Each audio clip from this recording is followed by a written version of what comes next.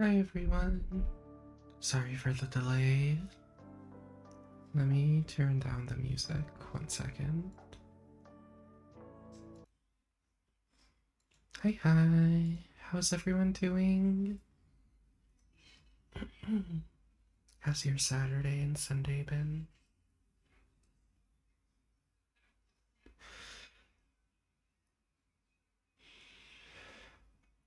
Hmm. I may have forgotten to turn on my VTubing software and to set a couple of things up. Um, since it is an ASMR stream, I wanted to disable some of the redemptions so we don't get interrupted. Mm.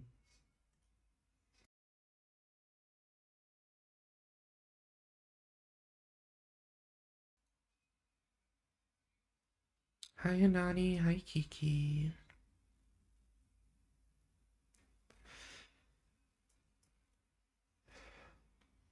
So after weeks of trying to decide, I finally came to the decision of reading Dracula. Um I was like,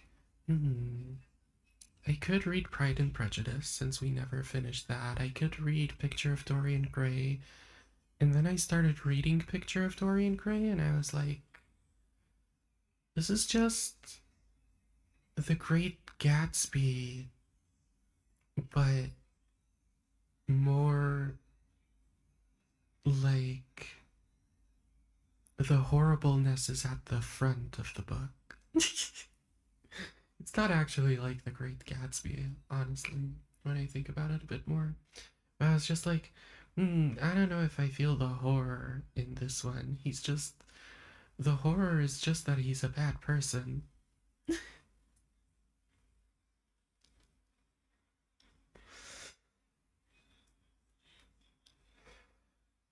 And I get that it's supposed to be like sort of a power corrupts type thing. Hi, Gingy. How are you? I'm doing good. You like my sleepy outfit? I decided since we're doing an ASMR stream, I'll be in the sleepy outfit today.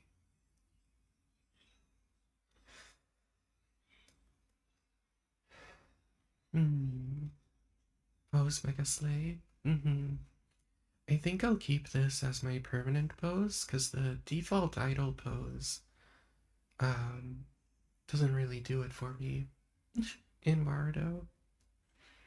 I kept trying to set up the swaying arms because you can set up Warudo to function like how Life 2D functions where the arms sway as a pendulum, but I just didn't like the way it worked.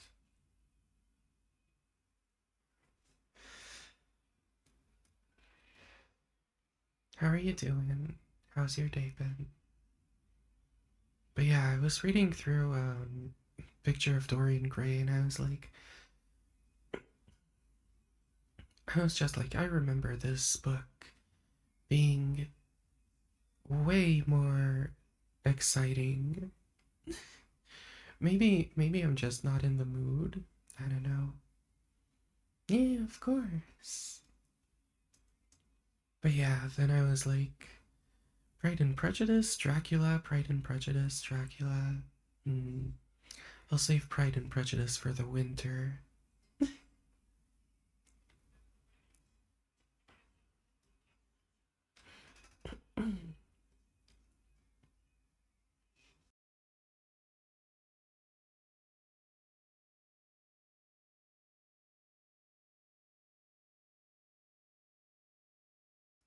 I was like, I'm feeling the funny accents. Because Dracula, I'm gonna be doing a lot of bad accents reading Dracula. Hello, my friends. It is me, Dracula. Oh, ho, ho, ho, ho.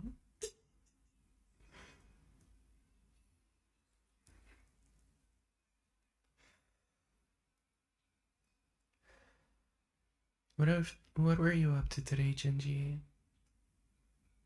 I had a weird couple of days. Like yesterday I slept so weirdly that I just really didn't have energy for anything throughout the day. I didn't even do my workout. And then today I woke up and I was like, I don't want to get out of bed. I don't want to get out of bed. I did watch, I finally found time to watch a movie. Went to a dedication service for my niece and nephew at church. What's a dedication service? I'm sorry, you can hear my neighbor, I think. I'll close the window in a second. I just really wanted to air the room out and then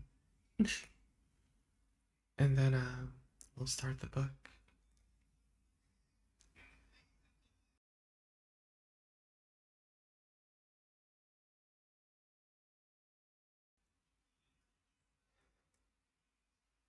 Hmm. But yeah, I watched Obsession. I finally had time to watch a movie. I was like, I'm gonna watch Obsession, and then I can also watch the YouTube videos reacting to everything going on with Alex Mayers. It's where the church promises to look over them and be one of God without them being baptized.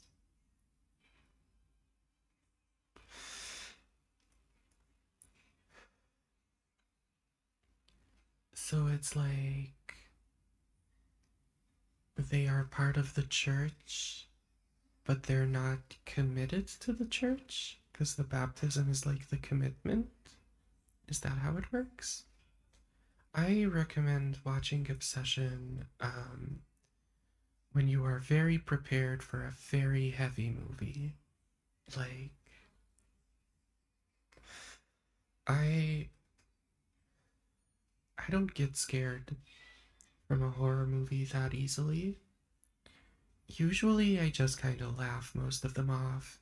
Obsession had me constantly on the edge of my seat. So if they want to be fully baptized when they're older, they can. Oh, I see. Mm. It's sort of like how we do a Brit,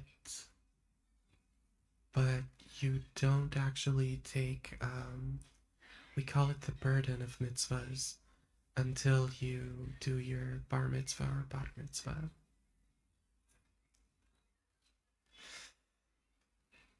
At least that's how, I guess that's how I can relate to it, if that makes any sense. Though I guess a Brit is a bit more, a bit more intense.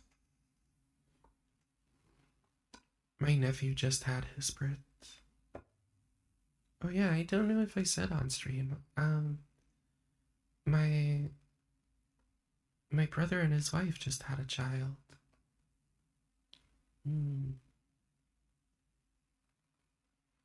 I saw pictures. He is extremely scrunkly. My dad. I was talking to my dad. It was a crazy birth, honestly. Um, but I was talking to my dad, and he was like, "Yeah, we took your niece to see the baby, and we let her hold him. She's 2." No, this is my 4th time. This is the 4th child. Um, not counting my cousin's children, which, like, if we're counting my cousin's children, I've been an aunt for over 18 years now.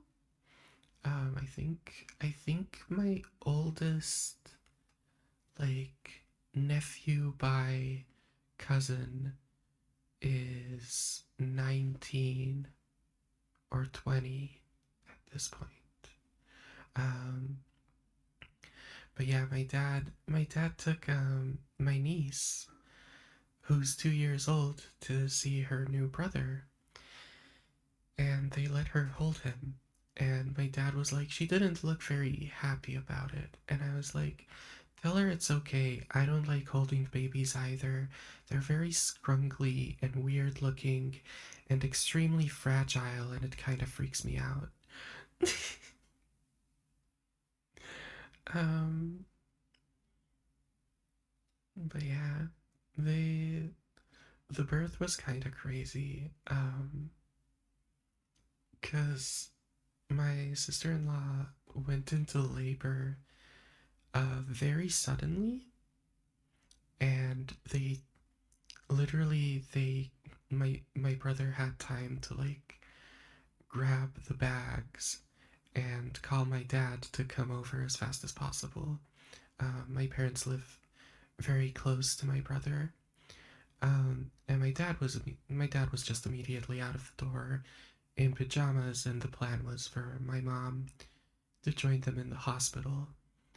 Um, and it was pretty much over by the time my dad got there because she went into labor already there on the elevator down, and she had to give birth in the parking lot.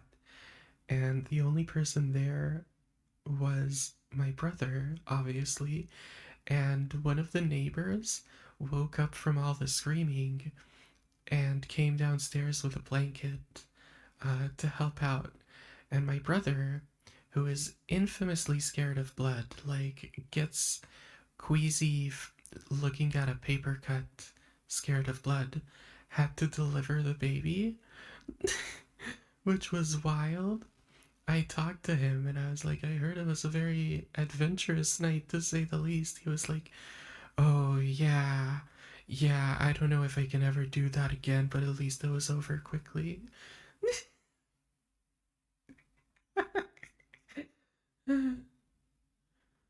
um, but even the ambulance didn't have time to get there before it was over. So like the I think it was an ambulance with a doctor. The doctor just came out and checked, like looked at them and was like, "Oh, oh, okay." I was like really shocked, and then just like checked that the baby's okay, cut the cord, checked on my brother's wife, and was like, "Okay, everyone seems to be okay, so we're just gonna drive the baby and the mother to the hospital in the ambulance, and the rest of you can uh, follow behind." And he was like passing my brother like a bit of stuff to clean up. 30 stream streak, oh my god. Thank you, Anani. But yeah, crazy story. Very, very crazy story. Pretty hilarious if you ask me. Um, Chat, what do we think? Do we think I stand like this all cuntily? Or do I sit cross-legged like this while I'm reading? The the PJs are so the PJs are so like poofy that the hands are clipping into them.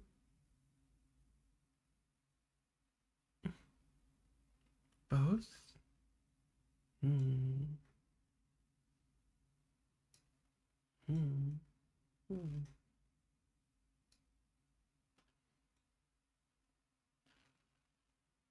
Yeah, we can do this. Or hmm. I'll set this up a bit nicer for next time, maybe. I'll set up like a chair and then I'll do the sitting, and for now I'll do the standing for now for today's stream. I also had an idea that maybe it could be nice for you all to have the text on stream, on screen, I should say. Let's do window capture book, And we can set this to Project Gutenberg. Make it smaller. Like that next to me. Maybe let me crop it a bit. Crop um top off. Like that. Yeah, I think that's good.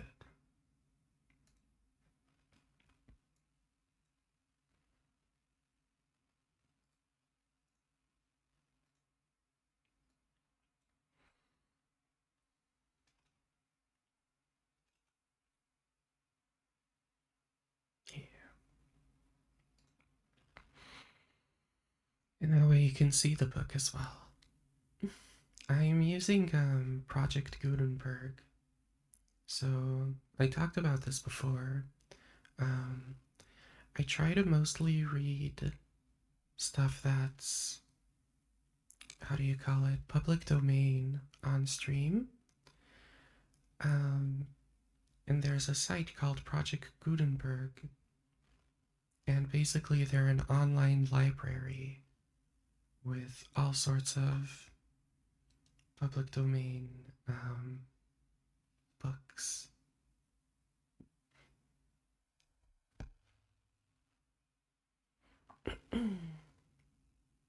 Okay, how about we get started then? Dracula by Bram Stoker. Chapter 1. Jonathan Harker's journal, kept in shorthand. 3 May, Bistritz. Left Munich at 8:35 p.m. on 1st of May, arriving at Vienna early next morning. Should have arrived at 6:46, but train was an hour late. Budapest seemed to be a wonderful place from the glimpse which I got of it from the train and the little I could walk through the streets. I feared to go far from the station, as we had arrived late and would start as near as the correct time as possible. The impression I had was that we were leaving the west and entering the east, the most western of splendid bridges over the Danube, which is here of noble width and depth, took us to the traditions of Turkish rule. We left in pretty good time and came we left in pretty good time and came after nightfall to Klausenburg, where I stopped for the night at the Hotel Royal. I had for dinner, or rather supper, a chicken done up some way with red pepper, which was very good but thirsty. Memo, get recipe for Mina. I asked the waiter, and he said it was called paprika Hendel, and that, as it was a national dish, I would be able to get it anywhere along the Carpathians. I found my smattering of German very useful here, indeed. I do not know how I should be able to get on without it. Having had some time at my disposal when in London, I had visited the British Museum and made search among the books and maps of the library regarding Transylvania. It had struck me that some foreknowledge of the country could hardly fail to have some importance in dealing with the noblemen of that country. I find that the district he named is in the extreme east of the country, just on the borders of 3 states, Transylvania, Moldavia, and Bukovina, in the midst of the Carpathian Mountains, one of the wildest and least known portions of Europe. I was not able to light on any map or work giving the exact locality of Castle Dracula, as there are no maps of this country as yet to compare with our own ordnance survey maps. But I found that Bistritz, the post town named by Count Dracula, is a fairly well known place. I shall enter here some of my notes, as they may refresh my memories when I talk over my travels with Mina. In the population of Transylvania, there are 4 distinct nationalities: Saxons in the south, and mixed with them the Wallachs, who are the descendants of the Dacians, Magyars in the west, and Sekelis in the east and north. I am going among the latter, who claim to be descended from Attila the Huns. This may be so, for when the Magyars conquered the country in the 11th century, they found the Huns settled in. I read that every known superstition in the world is gathered into the horseshoe of the Carpathians, as if it were the center of some sort of imaginative whirlpool. If so, my stay may be very interesting. Memo, I must ask the Count about all of them. I did not sleep well, though my bed was comfortable enough, for I had all sorts of queer dreams. There was a dog howling at night under my window, which may have had something to do with it. Or it may have been the paprika, for I had to drink up all the water in my carafe, and was still thirsty. Towards morning I slept, and was wakened by the continuous knocking at my door. So I guess I must have been sleeping soundly then. I had for breakfast more paprika, and a sort of porridge of maize flour, which they said was mamaliga, and eggplant, stuffed with forcemeat, a very excellent dish, which they call impletata. Memo, get recipe for this also. I had to hurry breakfast, for the train started a little before 8, or rather, it ought to have done so, for after rushing to the station at 7:30, I had to sit in the carriage for more than an hour before we began to move. It seems to me the further east you go, the more unpunctual the trains. What ought they be in China? All day long, we seemed to dawdle through a country which was full of beauty of every kind. Sometimes we saw little towns or castles on the top of steep hills, such as we see in old missals. Sometimes we ran by rivers and streams, which seemed from the wide stony margin on each side of them to be subject to great floods. It takes a lot of water, and running strong, to sweep the outside edge of a river clear. At every station there were groups of people, sometimes crowds, and in all sorts of attire. Some of them were just like the peasants at home, or those I saw coming through France and Germany, with short jackets and round hats, and homemade trousers. But others were very picturesque. The women looked pretty, except when you got near them, but they were clumsy about the waist. They had all full white of some kind or other, and most of them had big bells with a lot of strips of something fluttering from them like the dresses in a ballet. But of course, there were petticoats under them.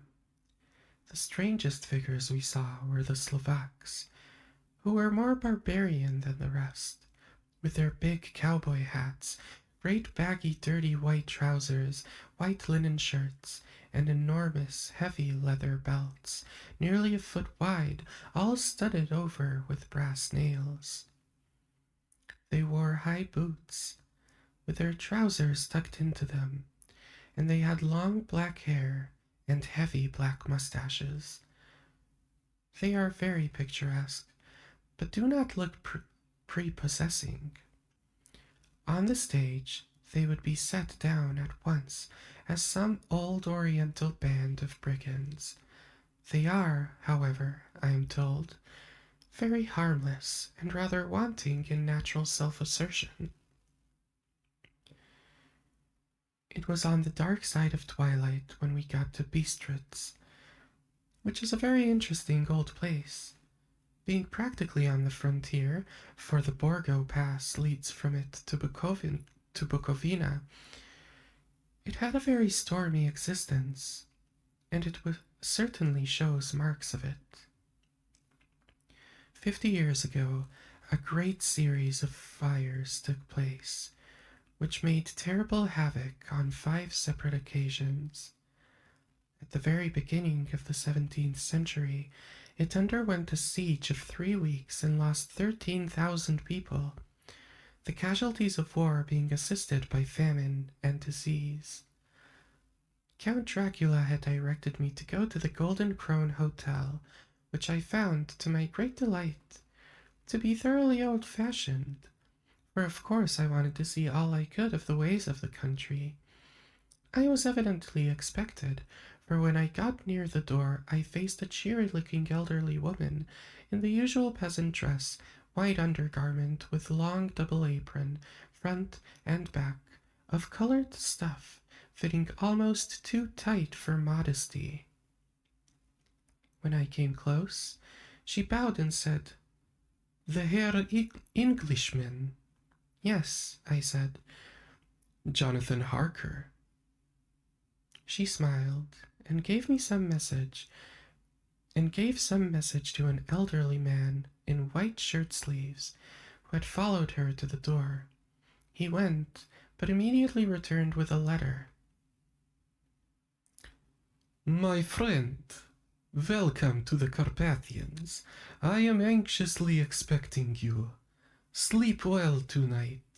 At 3 tomorrow, at the diligence, will start for Bukovina.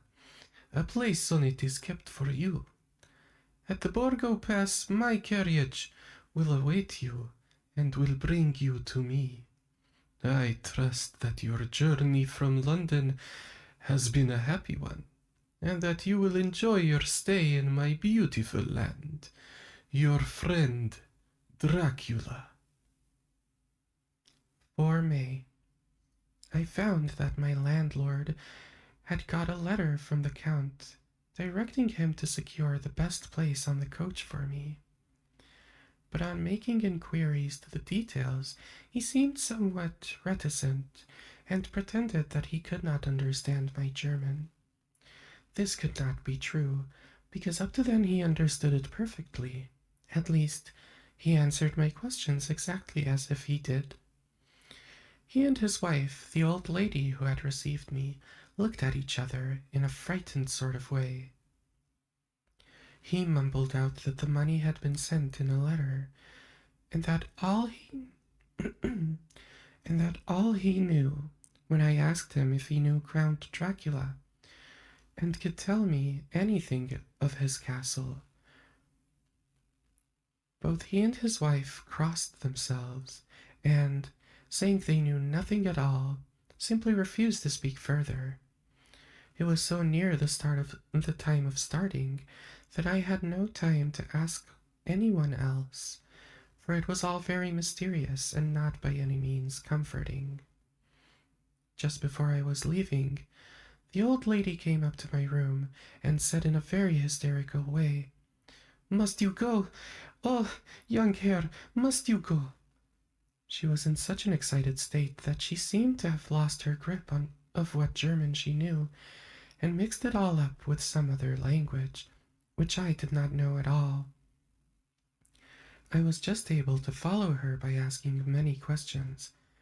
When I told her that I must go at once, and that I was engaged in important business, she asked again, "Do you know what day it is?" I answered that it was the 4th of May. She shook her head and said again, "Oh, yes, I know that, but do you know what day it is?" On my saying that I did not understand, she went on, "It is the eve of St. George's Day. Do you not know that tonight, when the clock strikes midnight, all evil things in the world will have full sway? Do you know where you are going and what you are going to?" She was in such evident distress that I tried to comfort her, but without effect. Finally, she went down on her knees and implored me not to go, at least to wait a day or two before starting. It was all very ridiculous, but I did not feel comfortable. However, there was business to be done, and I could not allow nothing to interfere with it. I therefore tried to raise her up, and said, as gravely as I could, that I thanked her, but my duty was imperative, and that I must go. She then rose, dried her eyes, and taking a crucifix from her neck, offered it to me.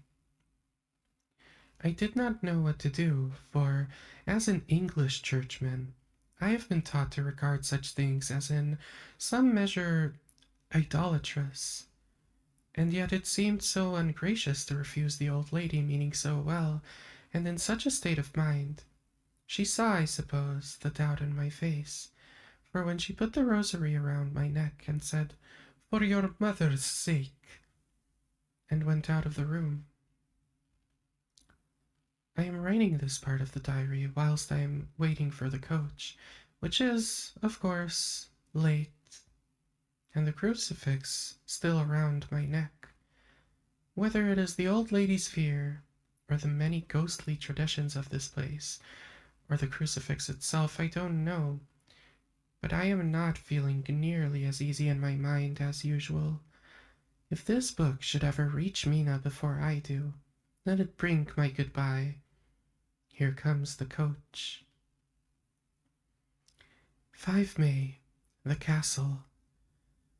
The grey of morning had passed, and the sun is high over the distant horizon, which seems jagged, whether with trees or hills I know not, for it is so far off that the big things are a little mixed.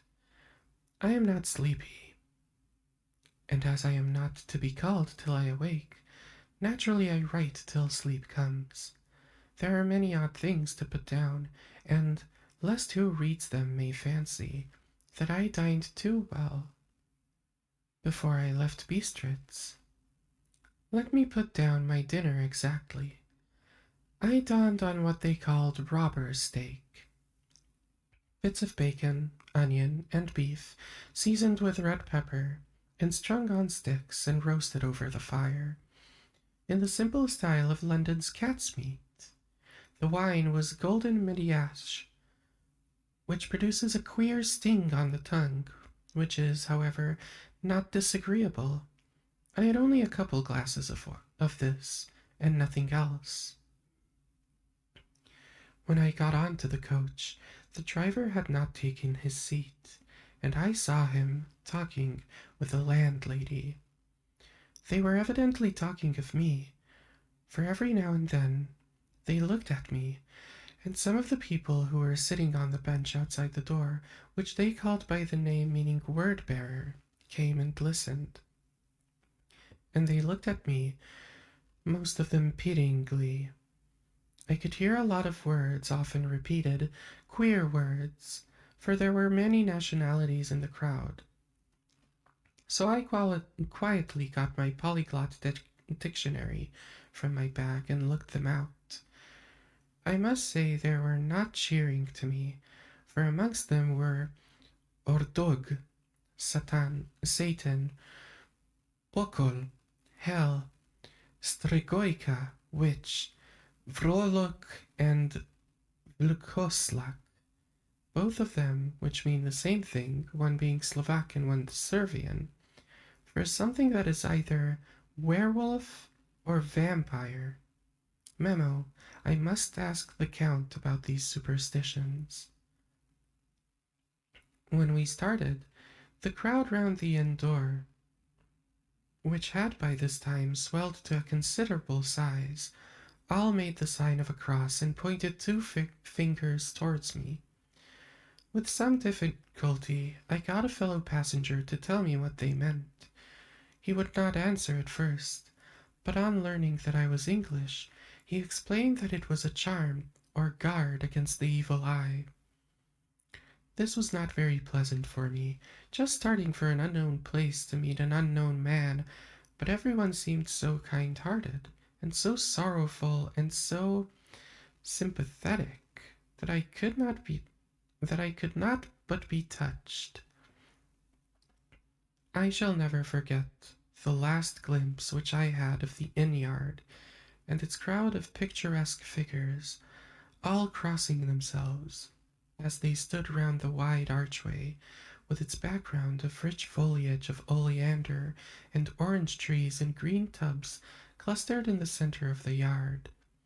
Then our driver, whose wide linen drawers covered the whole front of the box seat, Gotza, they called it, cracked his big whip over his 4 small horses, which ran abreast, and we set off on our journey. I soon lost sight and recollection of ghostly fears in the beauty of the scene that we drove along, although had I known the language, or rather languages, which my fellow passengers were speaking, I might not have been able to throw them off so easily. Before us lay a green sloping land full of forests and woods, with here and there steep hills, crowned with clumps of trees and farmhouses. The blank gable end to the road. There was everywhere a bewildering mass of fruit blossom, apple, plum, pear, cherry, and as we drove by, I could see the green grass under the trees spangled with the fallen petals. In and out among these green hills of what they call here the Mittelland ran the road, losing itself as it swept round the grassy curve, or was shut out by the straggling ends of pine woods, which here and there ran down the hillsides like tongues of flame. The road was rugged, but still we seemed to fly over it with a feverish haste. I could not understand then what the haste meant, but the driver was evidently bent on losing no time in reaching Borgo Prund. I was told that this road is in summertime excellent, but that it had not yet been put in order after the winter snows. In this respect, it is different from the general run of the roads in the Carpathians, for it is an old tradition that they are not to be kept in too good order. Of old hospodars would not repair them, lest the Turk should think that they were preparing to bring in foreign troops, and so hasten the war which was always really at a loading point. Beyond the green swelling hills of the Mittelland rose mighty slopes of the forest, up to the lofty steeps of the Carpathians themselves. Right and left of us they towered, with the afternoon sun falling full upon them, and bringing out all the glorious colors of this beautiful range, deep blue and purple in the shadows of the peaks, green and brown where grass and rock mingled, and an endless perspective of jagged rock and pointed crags, till these were themselves lost in the distance, where the snowy peaks rose grandly. Here and there seemed mighty rifts in the mountains through which, as the sun began to sink, we saw now and again the white gleam of falling water. One of my companions touched my arm as we swept round the base of a hill and opened up the lofty snow-covered peak of a mountain, which seemed, as we wound our serpentine way, to be right before us. "Look, Easton Zick, God's seat," and he crossed himself reverently. As we wound on our endless way, and the sun sank lower and lower behind us, the shadows of evening began to creep round us. This was emphasized by the fact that the snowy mountain top still held the sunset, which seemed to glow out with a delicate cool pink. Here and there we've passed Czechs and Slovaks, all in the picturesque attire, but I noticed that goitra was painfully prevalent. By the roadside were many crosses, and as we swept by, my companions all crossed themselves. Here and there was a peasant man or woman kneeling before a shrine, who did not turn round as we approached. but seemed in the self surrender of devotion to have neither eyes nor ears for the outer world. There were many things new to me.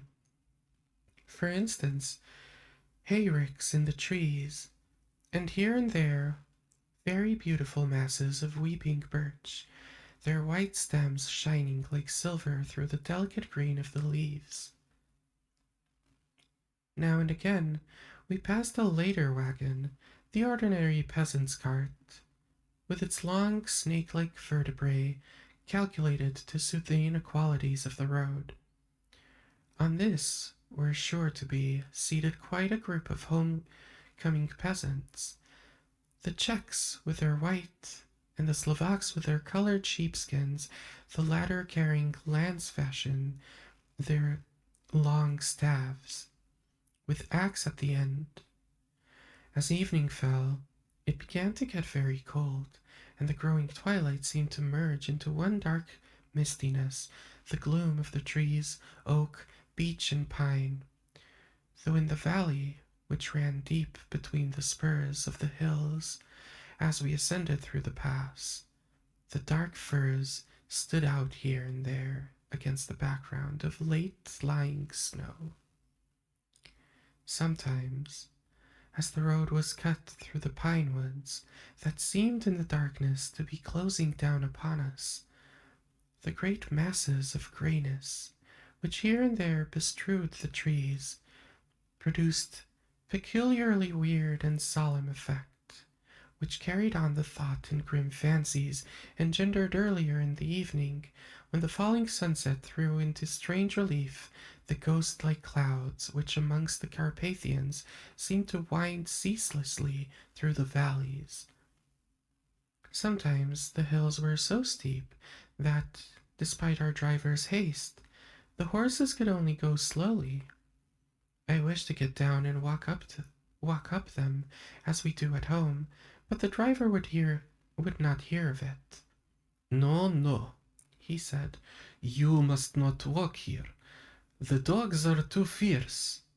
And then he added, with what evidently meant for grim pleasantry, for he looked round to catch the approving smiles of the rest, "And you may have enough of such matters before you go to sleep." The only stop he would make was a moment's pause to light his lamps. I'm gonna pause here for a second. I need water. Be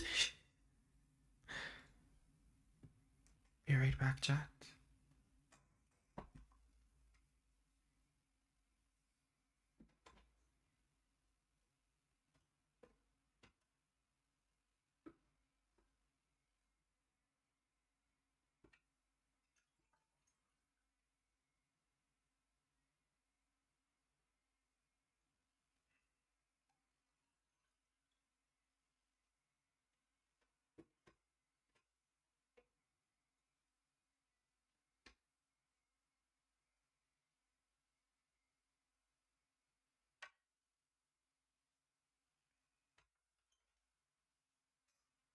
Oh, we've got an ad break coming up. Hi, Coffee. Welcome in. How are we liking it so far?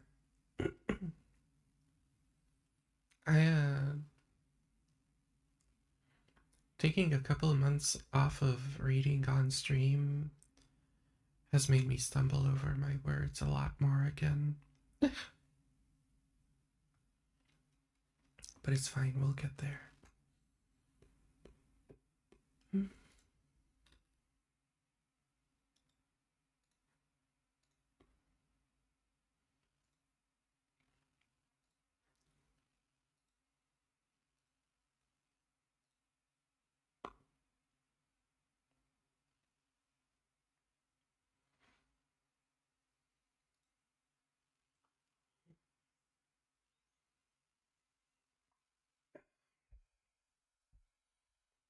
Do some stretches while we wait for the ads to play out. The ad break is in 3 minutes, so get up, do some stretches, Get yourself a snack, bit of water. Make a quick cup of tea, maybe.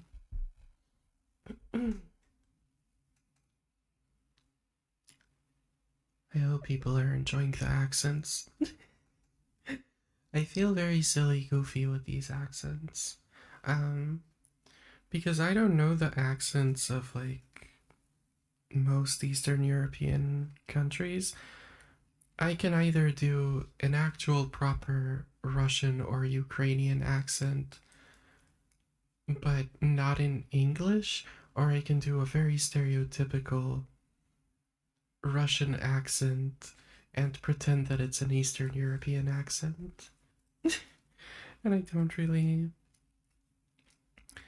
Because I've never really studied them enough. I haven't had enough interactions with people from there. Um, and that means that I'm not actually familiar with like how the accents properly are. All I know is how American and English TV does them, and American and English TV tend to just do them as Russian accents, and very silly ones at that.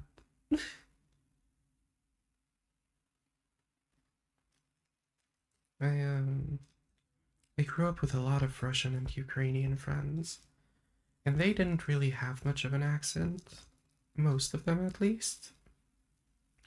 Or if they did, it was very subtle.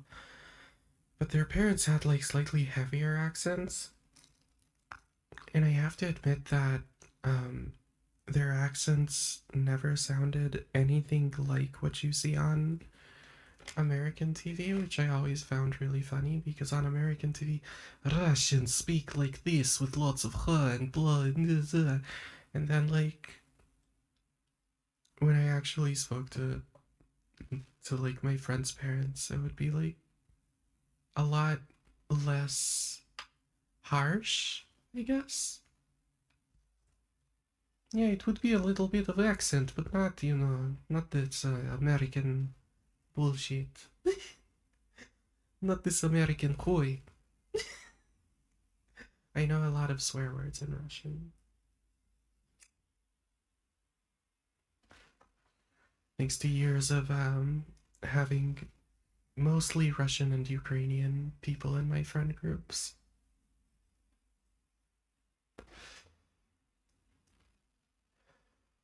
I still like, I don't do this on stream because I try not to swear on stream.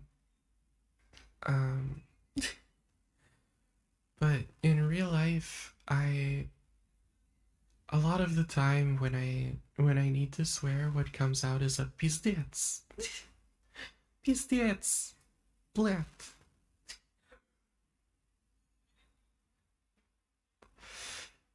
Pizdец is usually more jokey, at least in my experience, though. Blat is like that's the real one. That's the actual excrement. What's that emote? What is that white circle supposed to be? I can't see. Gingy, I can't see. What is that?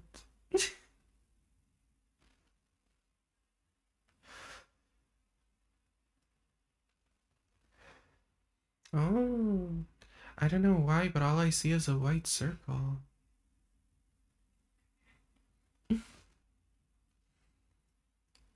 Gingy, you got yourself some tea?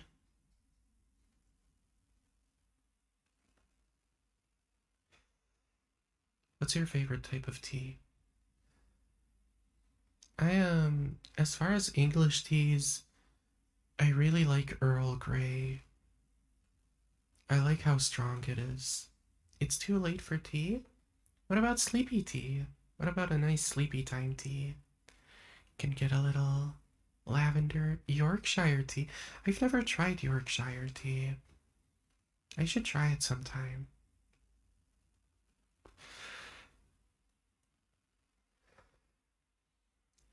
Though honestly, like as a kid, I would mostly drink black tea. As an adult, it kinda shifted, and I drink a lot of either red tea or green tea.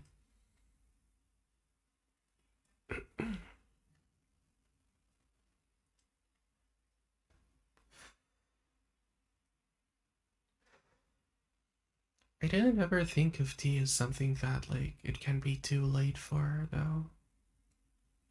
Because, in my family, tea was very much something you would drink in the evening. Sometimes even right before bed, my dad would have a cup of tea.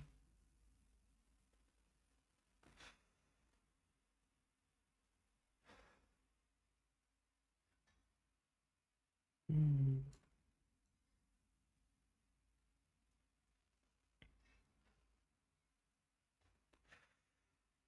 Gingy, do you ever put mint in your tea?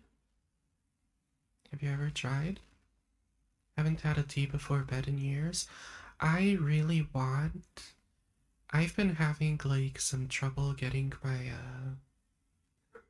my sleeping schedule in order, and I would really like to make uh, a nice lavender syrup so I can have some lavender syrup tea before bed.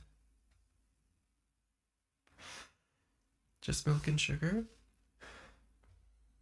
You should try without the milk, but with mint. It's really good. It's how we'd always have it. Mm.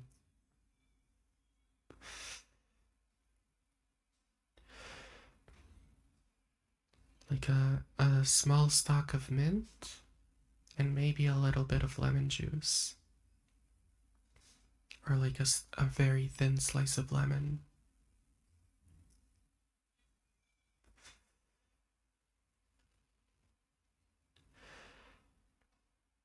Okay.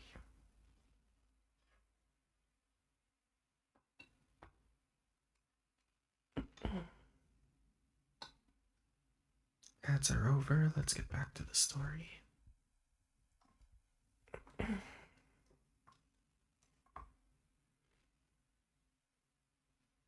Mm, don't like how my model seems to be. Oh, it's glitching out because of this. Okay. Okay. Is the sound good? Because the mic is next to my mouth instead of directly in front of my mouth.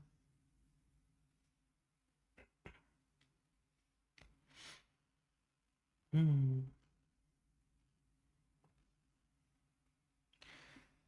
When it grew dark, there seemed to be some excitement among the passengers, and they kept speaking to him, one after the other, as though urging him to further speed.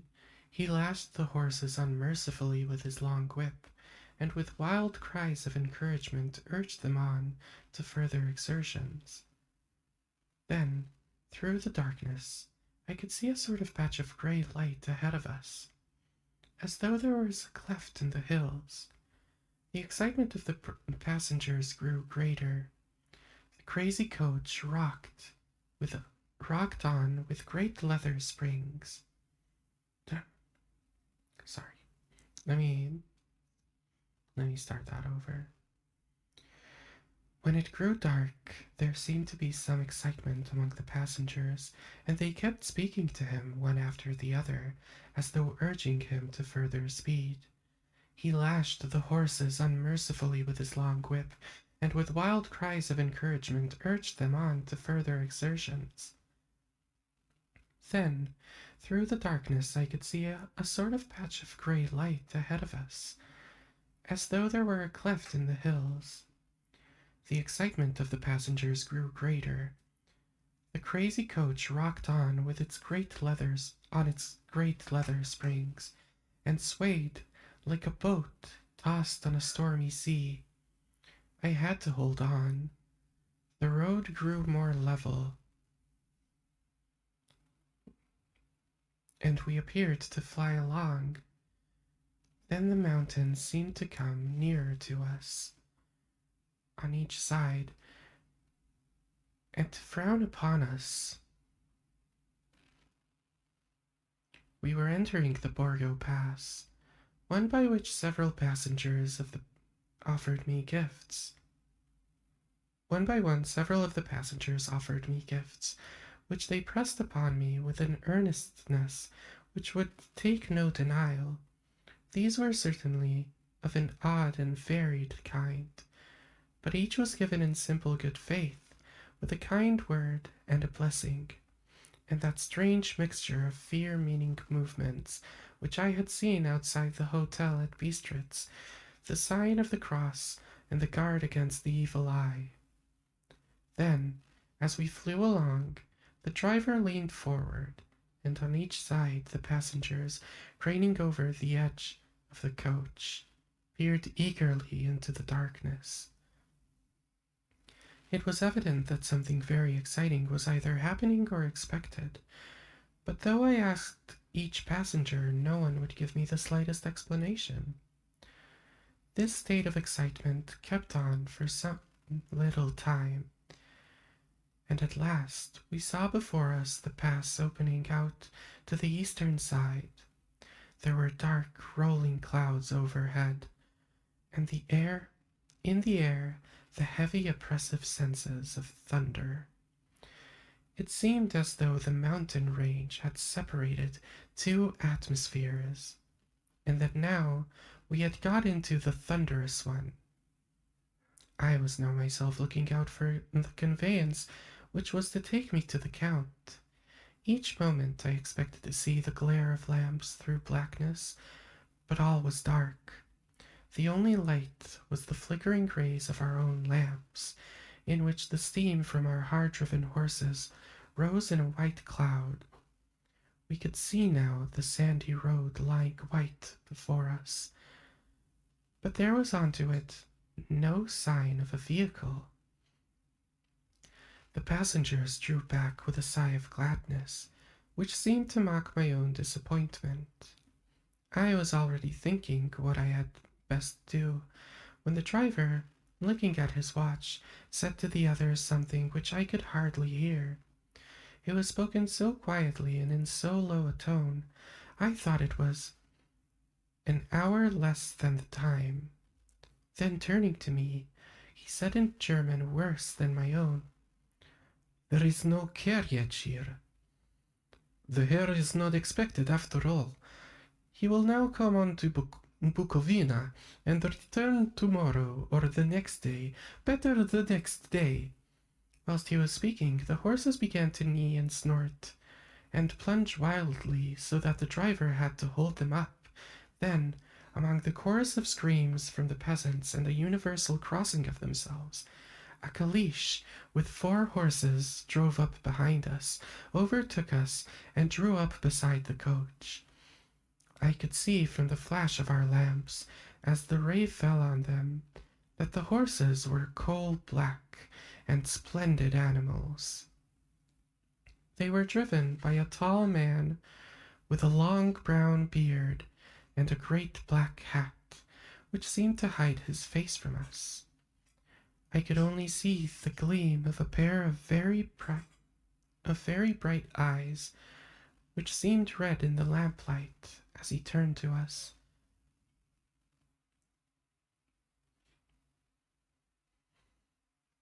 Good night. Have a good rest of your night, Gingy. Hope you sleep well. He said to the driver, "You are early tonight, my friend." The man stammered in reply, "The English Herr was in a hurry," to which the stranger replied, "That is why, I suppose, you wish him to go on to Bukovina. You cannot deceive me, my friend. I know too much, and my horses are swift." As he spoke, he smiled, and the lamplight fell on a hard-looking mouth, with very red lips and sharp-looking teeth, as white as ivory. One of my companions whispered to another the line from Burger's Lenore, "Den die Toten reiten schnell," for the dead travel fast. The strange driver evidently heard the words, for he looked up with a gleaming smile. The passenger turned his face away, at the same time giving out his 2 fingers and crossing himself. "Give me the Herr's luggage," said the driver, and with exceeding alacrity my bags were handed out and put on the caliche. Then I descended from the side of the coach, as the caliche was close alongside, the driver helping me with a hand which caught my arm in a grip of steel. His strength must have been prodigious. Without a word, he shook his reins, the horses turned, and we swept into the darkness of the pass. As I looked back, I saw the steam from the horses of the coach by the light. The steam from the horses of the coach by the light of the lamps, and projected against it the figures of my late companions crossing themselves. Then the driver cracked his whip and called his horses on their way to Bukovina. As they sank into the darkness, I felt a strange chill, and a lonely feeling came over me. But a cloak was thrown over my shoulders, and a rug across my knees. The driver said, in excellent German, "The night is chill, mein Herr, and my master the Count bade me take care of you. There is a flask of Slivovitz, the plum brandy of the country, underneath the seat, if you should require it." I did not take any, but it was a comfort to know. it was there all the same. I felt a little strangely and not a little frightened. I think had there been any alternative, I should have taken it. 1 second, chat. My model is driving me crazy, and let me do something real quick.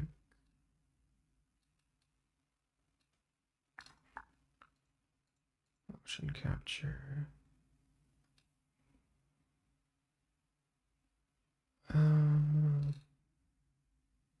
Let me do something real quick, chat. How to disable and tracking in.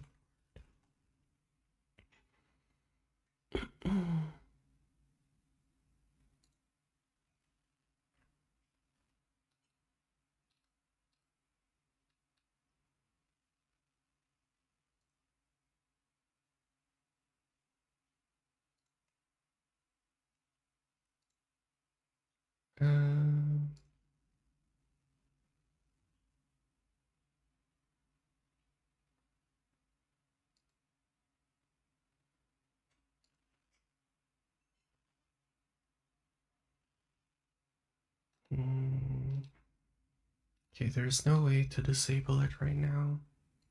I'd have to go into the settings and mess with stuff. I'll do that after stream. I'll set it up for next time properly.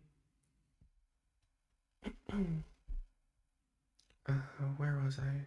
Let me do that again. The driver said in excellent German, "The night is chill, mein Herr, and my master the Count bade me take care of you. There is a flask of Slivovitz, the plum brandy of the country, underneath the seat, if you should require it." I did not take any, but it was a comfort to know that it was there all the same. I felt a little strangely, and not a little frightened. I think had there been any alternative, I should have taken it, instead of prosecuting that unknown night journey. The carriage went at a hard pace straight along. Then we made a complete turn and went along another straight road. It seemed to me that we were simply going over and over the same ground again, and so I took note of some salient point and found that it was so.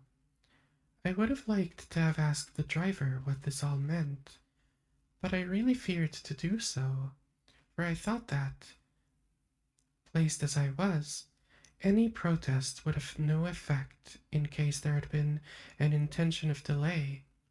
By and by, however, as I was curious to know how time was passing, I struck a match and by its flame looked at my watch. It was within a few minutes of midnight. This gave me a sort of shock, for I suppose the general superstition about midnight was increased by my recent experiences.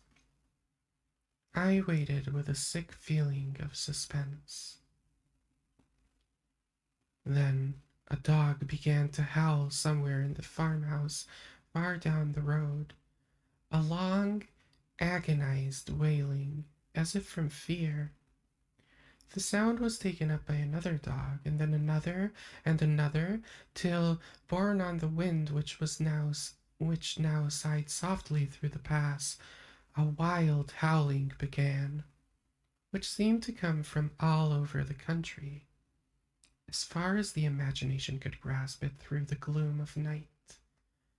At the first howl, the horses began to strain and rear, but the driver spoke to them soothingly, and they quieted down, but shivered and sweated as though after a runaway from a sudden fright.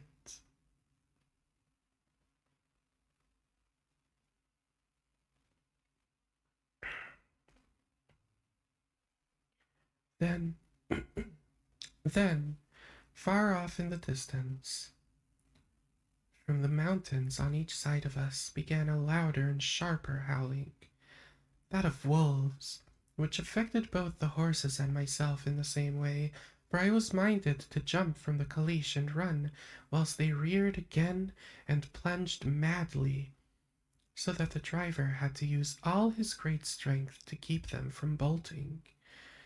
In a few moments, however, my own ears got accustomed to the sound, and the horses so far became quiet that the driver was able to descend and to stand before them.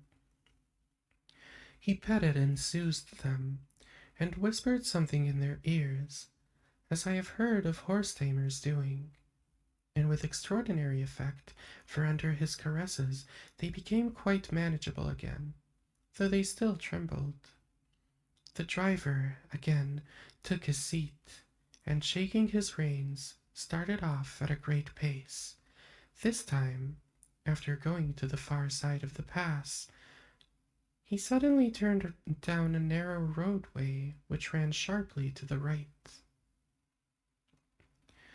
Soon we were hemmed in with trees, which in places arched right over the roadway till we passed as though through a tunnel. And again, great frowning rocks guarded us boldly on either side.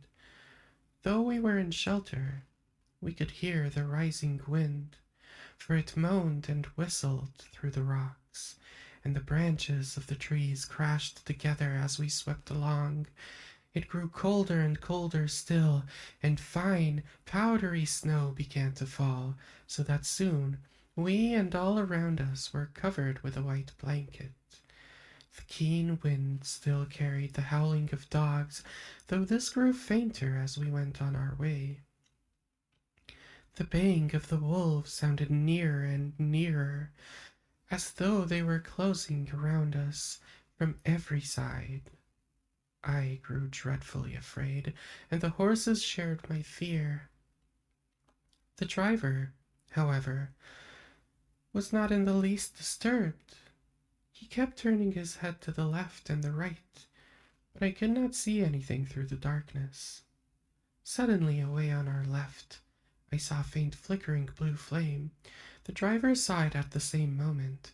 He at once checked the horses and, jumping to the ground, disappeared into the darkness. I did not know what to do, the less as the howling of the wolves grew closer. But while I wondered, the driver suddenly appeared again, and without a word took his seat, and we resumed our journey. I think I must have fallen asleep and kept dreaming of the incident, for it seemed to be repeated endlessly, and now, looking back, it is like a sort of awful nightmare. Once the flame appeared so near the road that even in the darkness around us I could watch the driver's motions. He went rapidly to where the flame arose. It must have been very faint, for it did not seem to illuminate the place around it at all, and gathered a few stones, formed them into some device. Once there appeared a strange optical effect. When he stood between me and the flame, he did not obstruct it, for I could see its ghostly flicker all the same. This startled me, but as the effect was only momentary, I took it as my eyes deceived me, straining through the darkness. Then, for a moment, there were no blue flames, and we sped onwards through the gloom, with the howling of the wolves around us, as though they were following in a moving circle. At last, there came a time when the driver went further afield than he had yet gone, and during his absence, the horses began to tremble worse than ever and to snort and scream with fright. I could not see the cause of it, for the howling of the wolves had ceased altogether. But just then the moon, sailing through the black clouds, appeared behind the jagged crest of a beetling, pine-clad rock, and by its light I saw around us a ring of wolves, with white teeth and lolling red tongues, with long, sinewy limbs and shaggy hair. They were 100 times more terrible in the grim silence which held them than even when they howled. For myself, I felt a sort of paralysis of fear. It is only when a man feels himself face to face with such horrors that he can understand their true import. All at once, the wolves began to howl as though the moonlight had some peculiar effect on them. The horses jumped about and reared, and looked helplessly round with eyes that rolled in a way painful to see.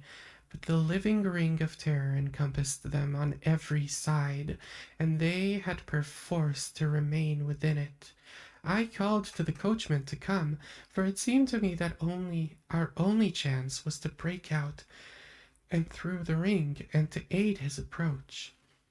I shouted and beat the side of the caleche, hoping by the noise to scare the wolves from that side, as to give him a chance of reaching the trap. How he came there, I know not, but I heard his voice raised in a tone of imperious command, and looking towards the sound, saw him standing in the roadway. As he swept his long arms, as though brushing aside some impalpable obstacle, the wolves fell back and back further still. Just then, a heavy cloud passed across the face of the moon, so that we were again in darkness. When I could see again, the driver was climbing into the caleche, with the wolves, and the wolves had disappeared. This was all so strange and uncanny that a dreadful fear came upon me, and I was afraid to speak or move. The time seemed interminable as we swept on our way, now in almost complete darkness, for the rolling clouds obscured the moon. We kept ascending with the occasional periods of quick descent, but in the main, always ascending. Suddenly, I became conscious of the fact that the driver was in the act of pulling up the horses in the courtyard of a vast ruined castle from whose tall black windows came no ray of light, and whose broken battlements showed a jagged line against the moonlit sky. Let me get a little water before we continue.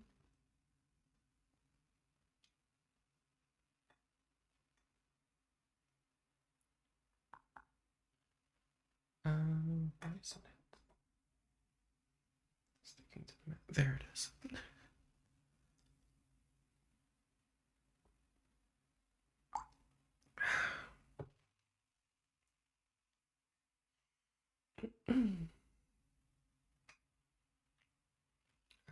We've got about 30 minutes until the next ad break.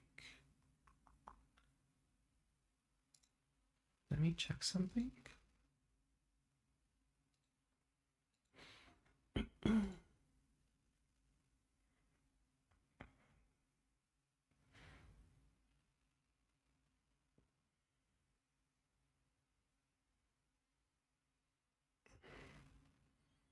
I will say that I do see why this one is more popular than Carmilla.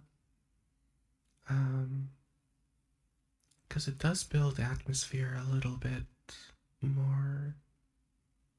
Like, Carmilla had atmosphere, but Carmilla was very, like, minimalist about it, I feel, compared to this. This has, like, the entire view that he describes, adding to the general mood.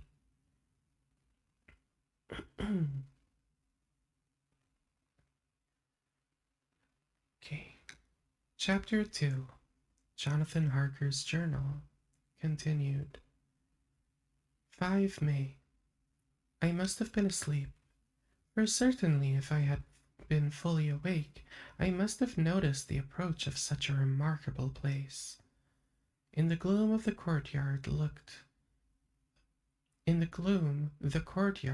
of considerable size, and as several dark ways led from it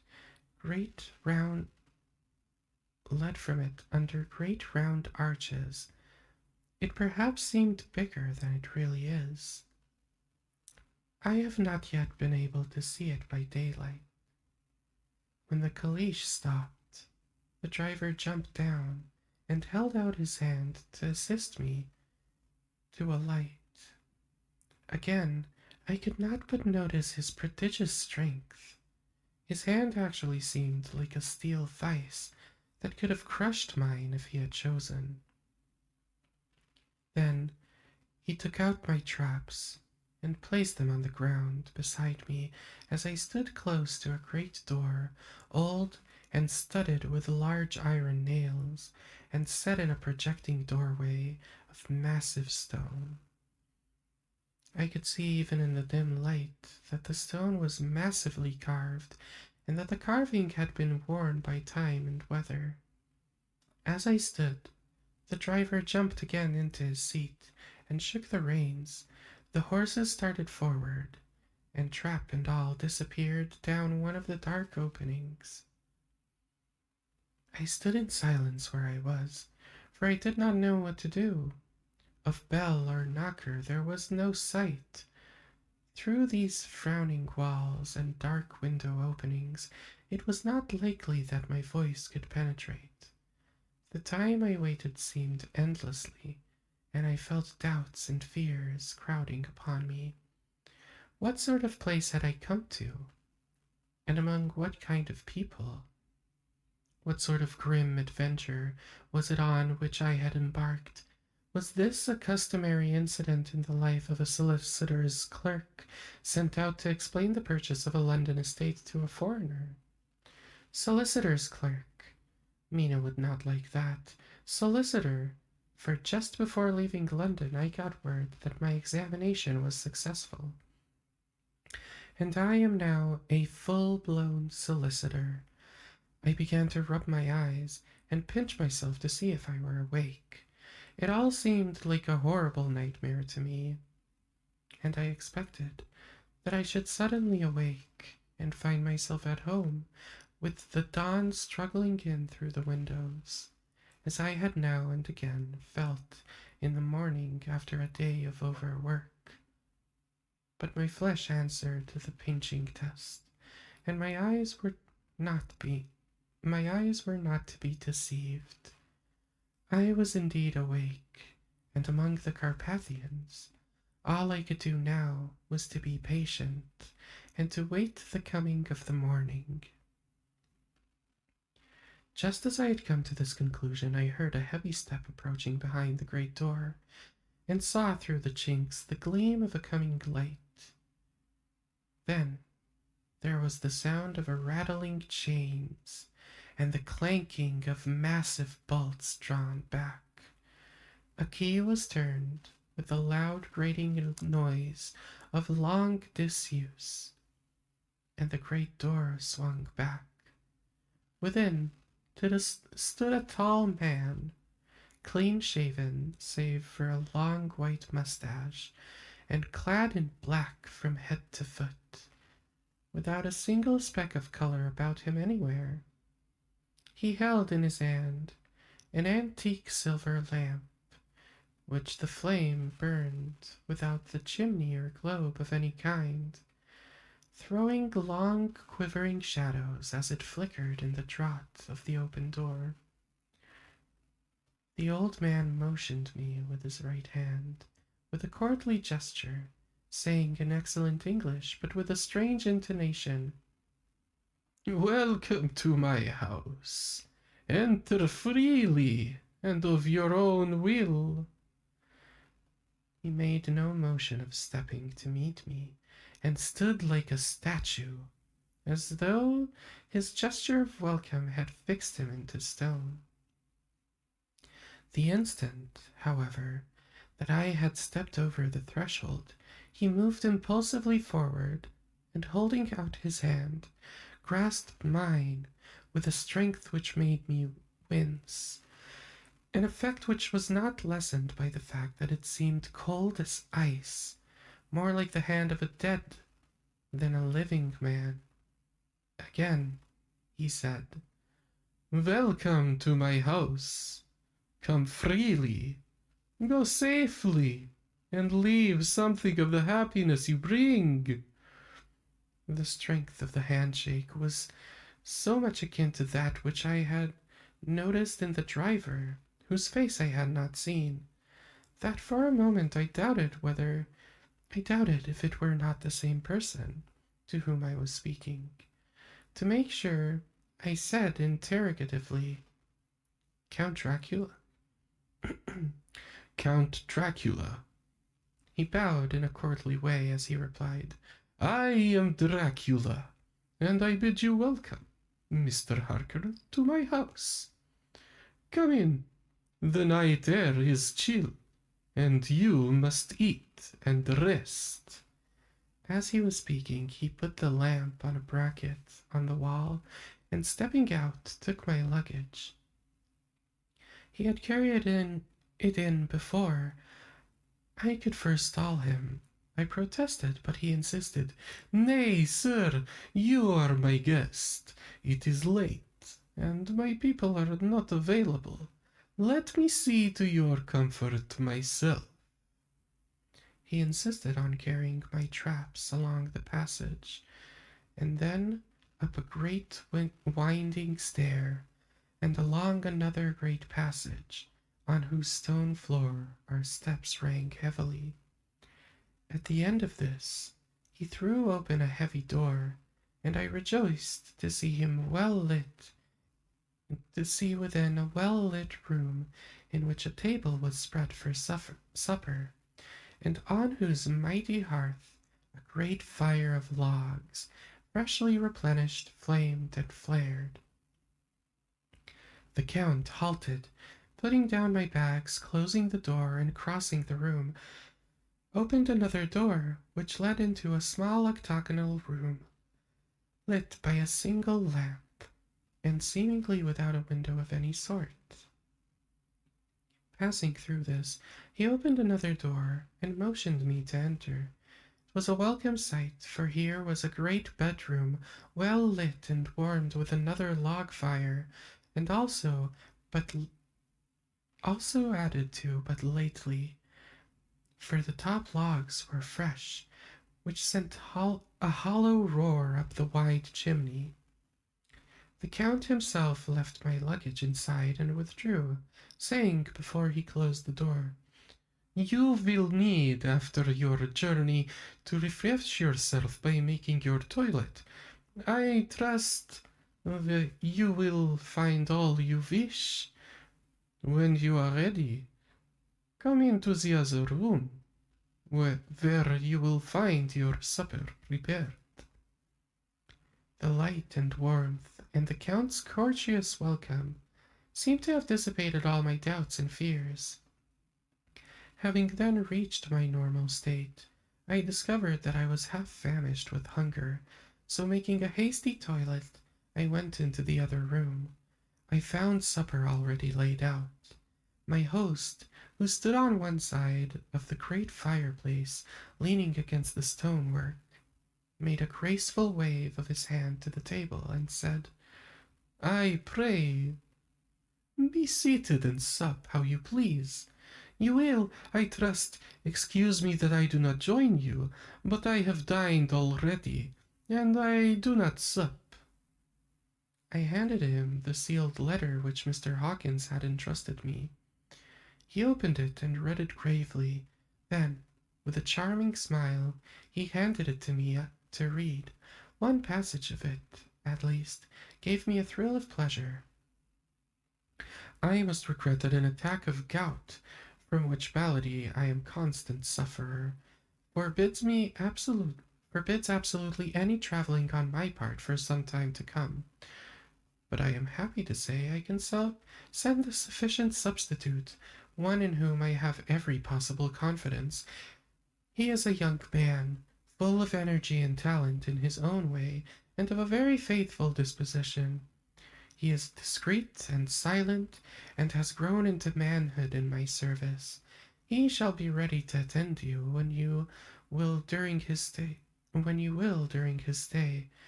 and shall take your instructions in all matters." The Count himself came forward and took off the cover of a dish, and I fell at once on an excellent roast chicken. This, with some cheese and a salad and a bottle of old Tokai, of which I had 2 glasses, was my supper. During the time I was eating it, the Count asked me many questions as to my journey. I told him by degrees all I had experienced. By this time I had finished my supper, and by my host's desire had drawn up a chair by the fire and began to smoke a cigar which he offered me, at the same time excusing himself that he did not smoke. I had now an opportunity of observing him, and found him of a very marked physiognomy.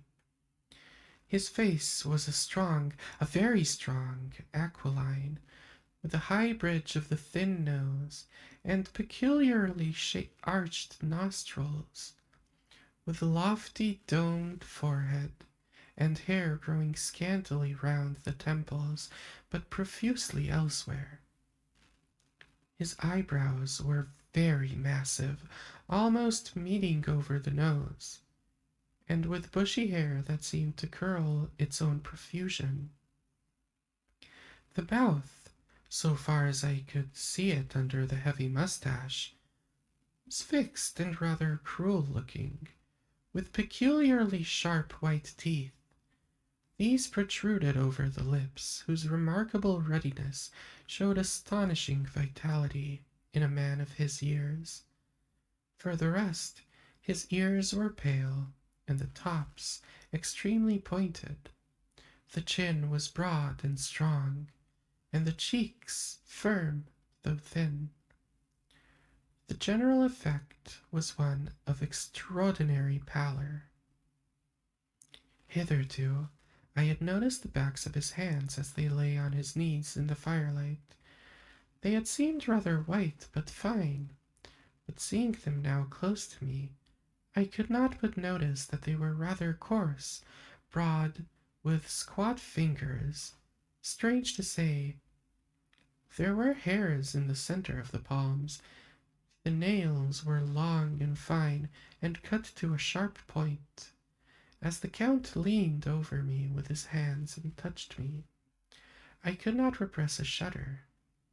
It may have been that his breath was rank, but a horrible feeling of nausea came over me, which, do what I would, I could not conceal.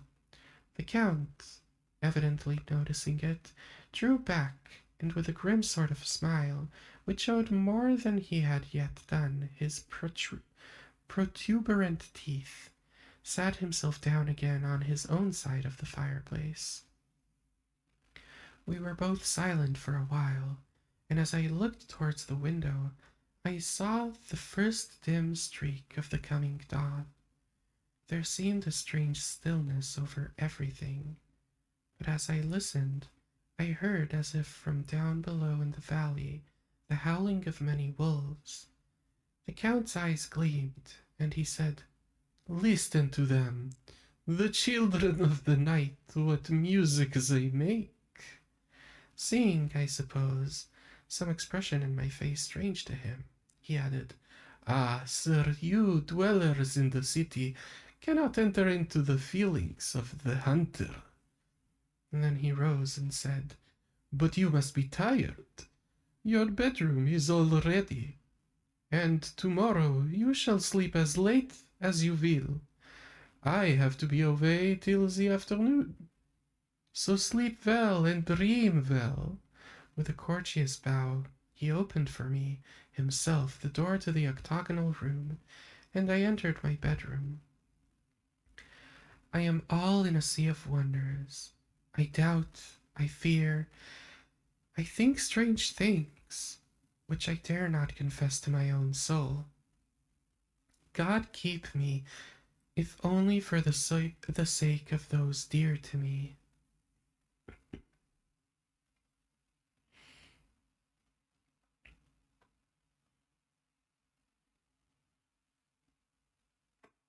Let me do a little stretch.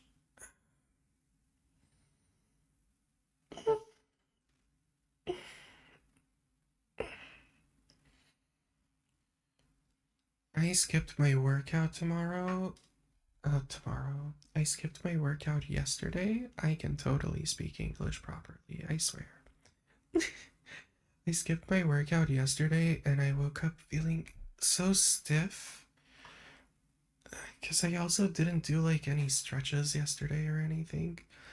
Which usually I try to do like stretches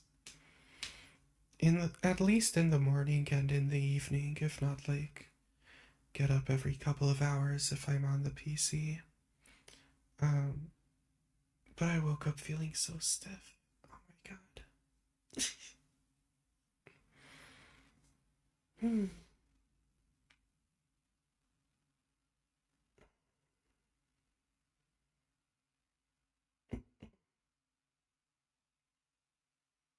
Do we have enough time before?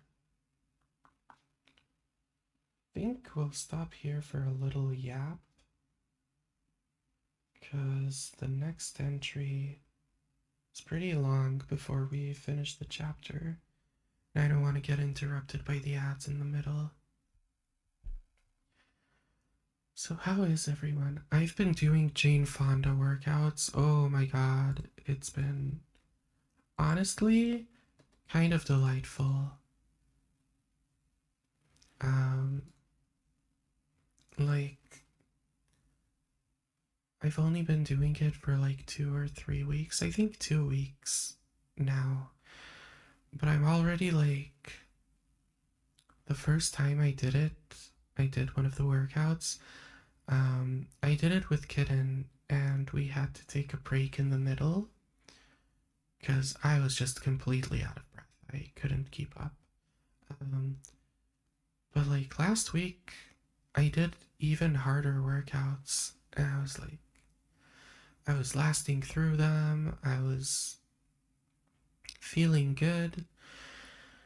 My joint pain is kind of almost completely gone. Like I have slightly bad knees, so my knees still hurt a little bit at night, but other than that, oof, those workouts, chat. I I could never keep up with gyms. The idea of paying a subscription so that there is a place that isn't my house that I have to like take public transit to, then work out there, become extremely stinky. And then, because I don't like showering in public showers, I have to then go back home when I'm extremely stinky from the stinky place just to take a shower. And just the thought of going out and having to go somewhere before I start my workout already like is a no for me. I the city I grew up in, I would do like either runs or walks pretty much every day for years. And like literally I would walk out of my house and I would just start the run, like the jog, or I would start the walk. It was it was built on a hill, so you could just walk up the hill for an hour and then back down. It was great. There were parts of the city where like you could peacefully in the evening do your walk with barely seeing anyone else. And then over here I can't do that because I'm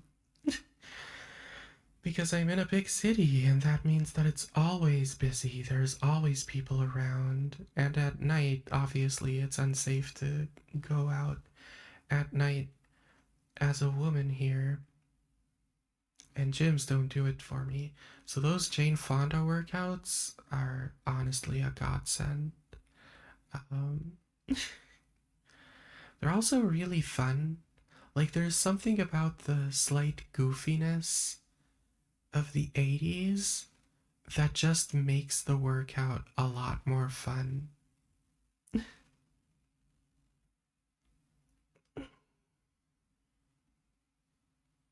There's also one where she has a singer on, and the singer is like singing while they're doing the aerobics part.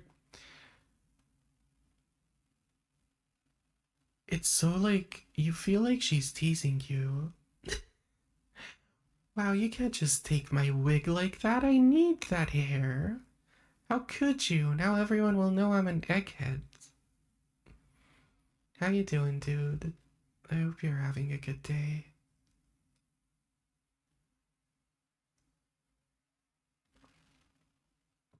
But yeah, in one of the Jane Fonda workouts, there's this singer that just sings throughout the aerobics.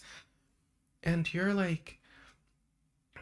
working your butt off. You are sweating. You are like out of breath. And she's like, there's a meow, meow, meow, meow, meow. Meow, meow, meow, meow, meow. And I'm just like, oh my god. Lady, please appear like you're having a slightly hard time. When I sat down at the end of the workout and I looked at the video and I saw that she was actually like, oop, why did it do that? I'm in my sleepy outfit today.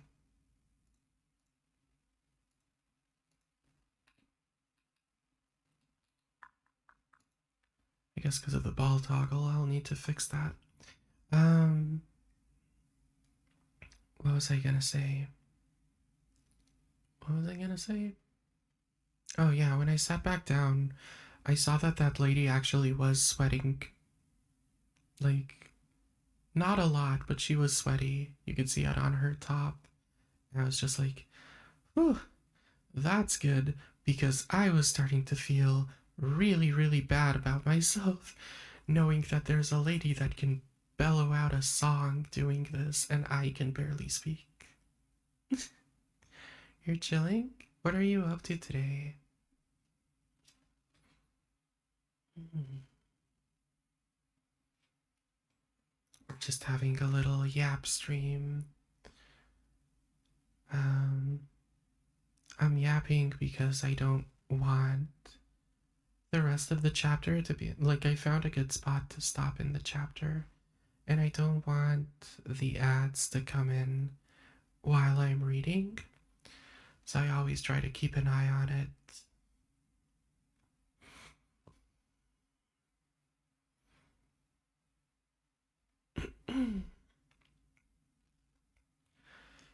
Have you finished your cyberpunk playthrough?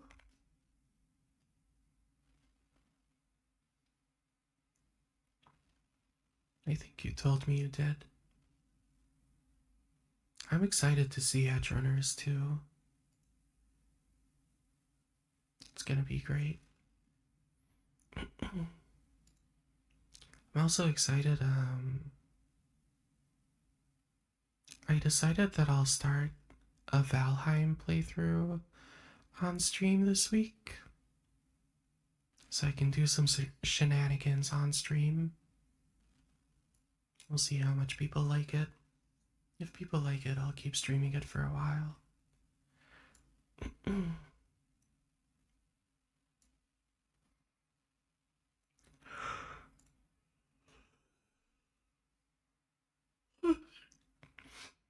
I'm making myself a little sleepy with these bedtime story streams. Mm.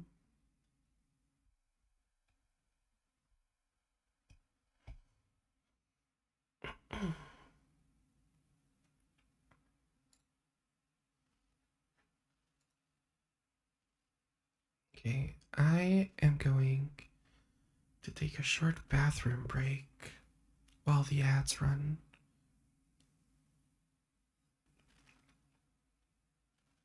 Because, whoa, my model just went crazy there. Ads should start in 5 minutes. And I need to go to the toilet. So I'll be right back, everyone. I'll see you in a little. I'll put on the music again.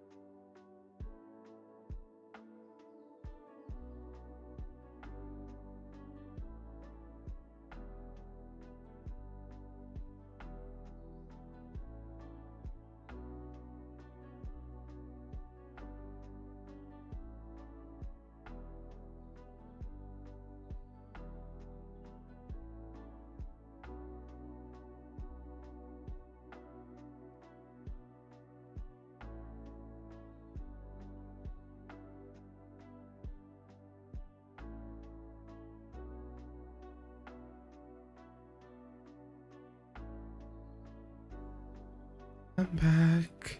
Oh, the ads are still running.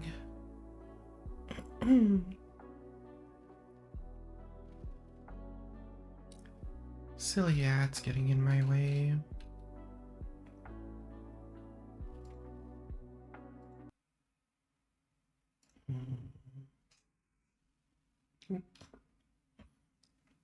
Sorry that my chair creaks. I could use this chair as a sound effect, an impromptu sound effect, if there's ever a door creaking in the book.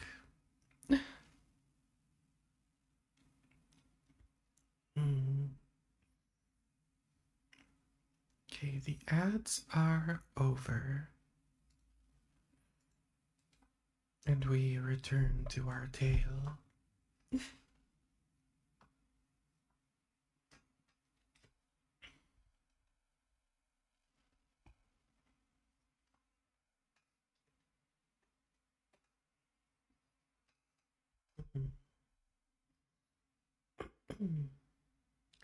7 May. It is again early morning, but I have rested and enjoyed the last 24 hours. I slept till late in the day and awoke of my own accord. When I had dressed myself, I went into the room where we had supped and found a cold breakfast laid out, with coffee kept hot by the pot being placed on the hearth. There was a card on the table, on which was written, "I have to be absent for a while. Do not wait for me. D." I set I set to, and enjoyed a hearty meal. When I had done, I looked for a bell so that I might let the servants know I had finished, but I could not find one. There are certainly odd deficiencies in the house, considering the extraordinary evidences of wealth which are around me. The table service is of gold, and so beautifully wrought that it must be of immense value. The curtains and upholstery of the chairs and sofas and the hangings of my bed are of the costliest and most beautiful fabrics, and must have been of fabulous value when they were made, for they are centuries old, though in excellent order. I saw something like them in Hampton Court, but there they were worn and frayed and moth-eaten. But still, in none of the rooms is there a mirror. There is not even a toilet glass on my table, and I had to get a little shaving glass from my bag before I could either shave or brush my hair. I have not yet seen a servant anywhere, or heard a sound near the castle except for the howling of wolves.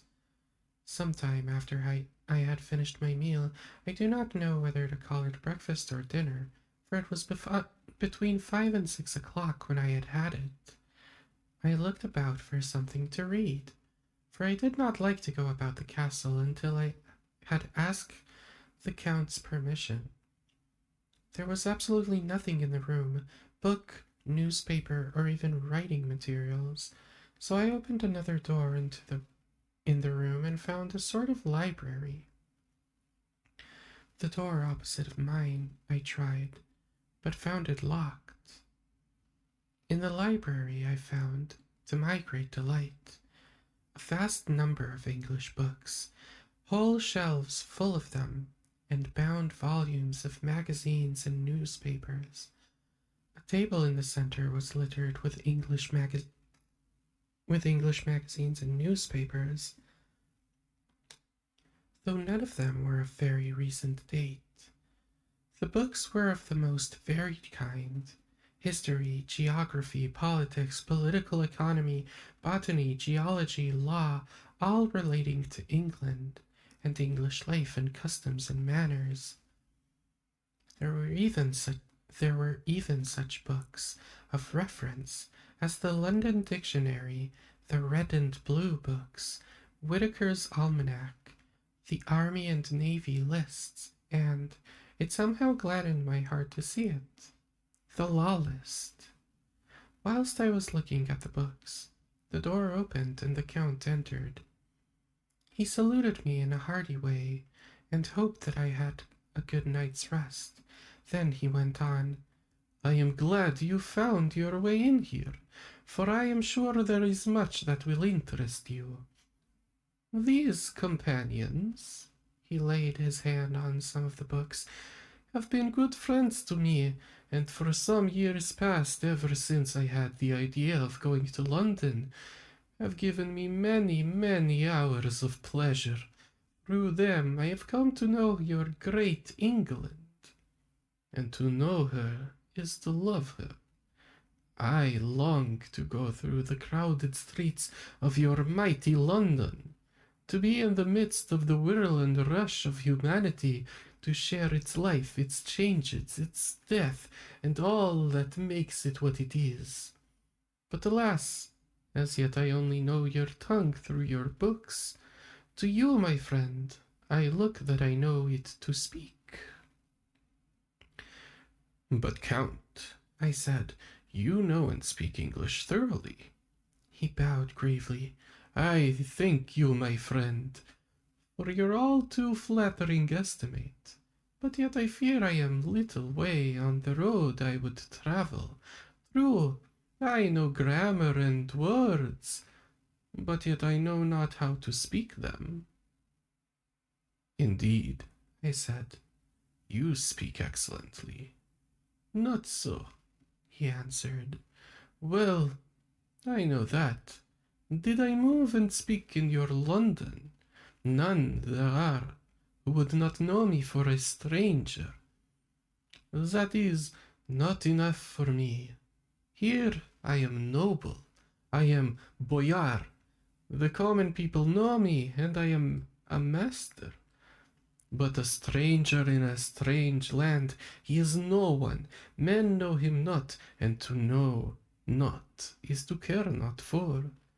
I am content if I am like the rest, so that no man stops if he see me, or pause in his speaking, If he hear my words, ha ha, a stranger, I have been so long master, and I would be master still, or at least that none other should be master of me. You'll come to me not alone as agent of my friend Peter Hawkins of Exeter, to tell me all about my new estate in London. You shall, I trust, rest here with me, so that by our talking I may learn the English intonation. And I would tell you, and I would that you tell me when I make error, even of the smallest in my speaking. I am sorry that I had to be away so long today, but you will, I know, forgive one who has so many important affairs in hand. Of course, I said all I could. Of course, I said all I could about being willing, and asked if I might come into the room what I chose. He answered, "Yes, certainly," and added, "You may go anywhere you wish within the castle, except where the doors are locked, where of course you will not wish to go. There is reason that all things are as they are, and did you, did you see with my eyes and know with my knowledge, you would perhaps understand." I said I was sure of this, and then he went on, "We are in Transylvania, and Transylvania is not England. Our ways are not your ways, and there shall be to you many strange things. Nay, from what you have told me of your experiences of already, you know something of what strange things there may be."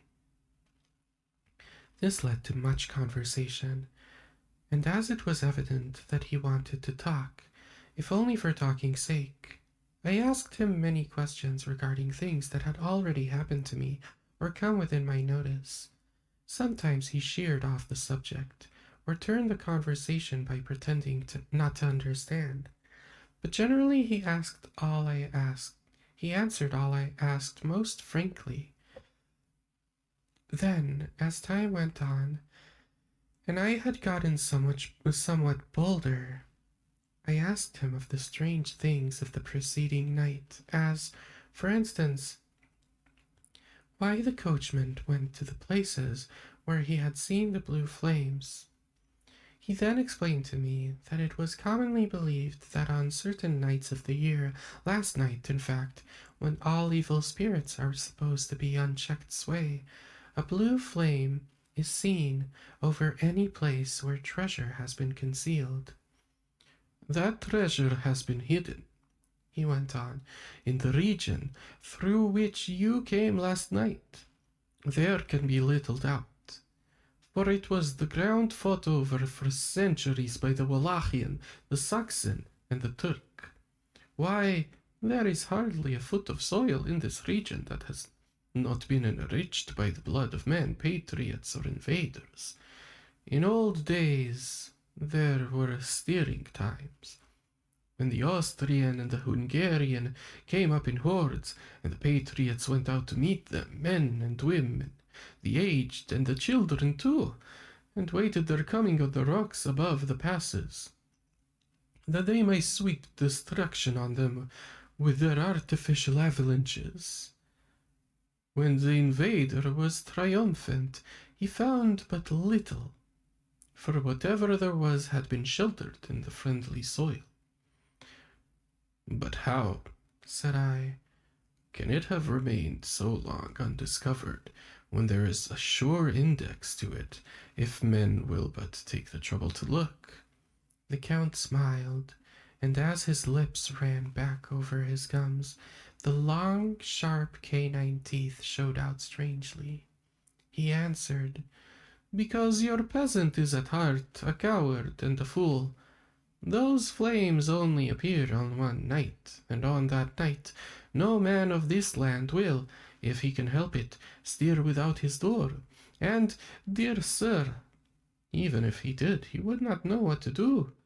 Why, Even the peasant that you tell me of, who marked the place of the flame, would not know where to look in daylight, even for his own work. Even you would not, I dare be sworn, be able to find these places again. There you are right, I said. I know no more of them, no more than the dead where even to look for them. Then we drifted off into other matters. Come, he said at last, tell me of London, of the house which you have procured for me. With an apology for my remissness, I went into my own room to get the papers from my bag. Whilst I was placing them in order, I heard a rattling of china and silver in the next room, and I sorry. And as I passed through, noticed that the table had been cleared, the lamp lit, for it was by this time into the dark. The lamps were also lit in the study or library, and I found the Count lying on the sofa, reading, of all things in the world, an English Bradshaw's Guide. When I came in, he cleared the books and papers from the table, and with him I went into plans and deeds and figures of all sorts. He was interested in everything and asked me a myriad of questions about the place and its surroundings. He clearly had studied beforehand all he could on the subject of the neighborhood, for he evidently at the end knew very much more than I did. When I remarked this, he answered, "Well, but, my friend, it is not needful that I should. When I go there, I shall be all alone, and my friend Harker Jonathan, nay, pardon me, I fall into my country's habit of putting your patronymic first. My friend Jonathan Harker will not be by my side to correct and aid me. He will be in Exeter, miles away, probably working at papers of the law with my other friend Peter Hawkins too." So, we went thoroughly into the business of the purchase of the estate at Purfleet. When I had told him, I'm sorry, I really need to cough. Let me mute myself real quick. Okay, that's much better. Sorry about that. We went through into the business of the purchase of the estate at Purfleet.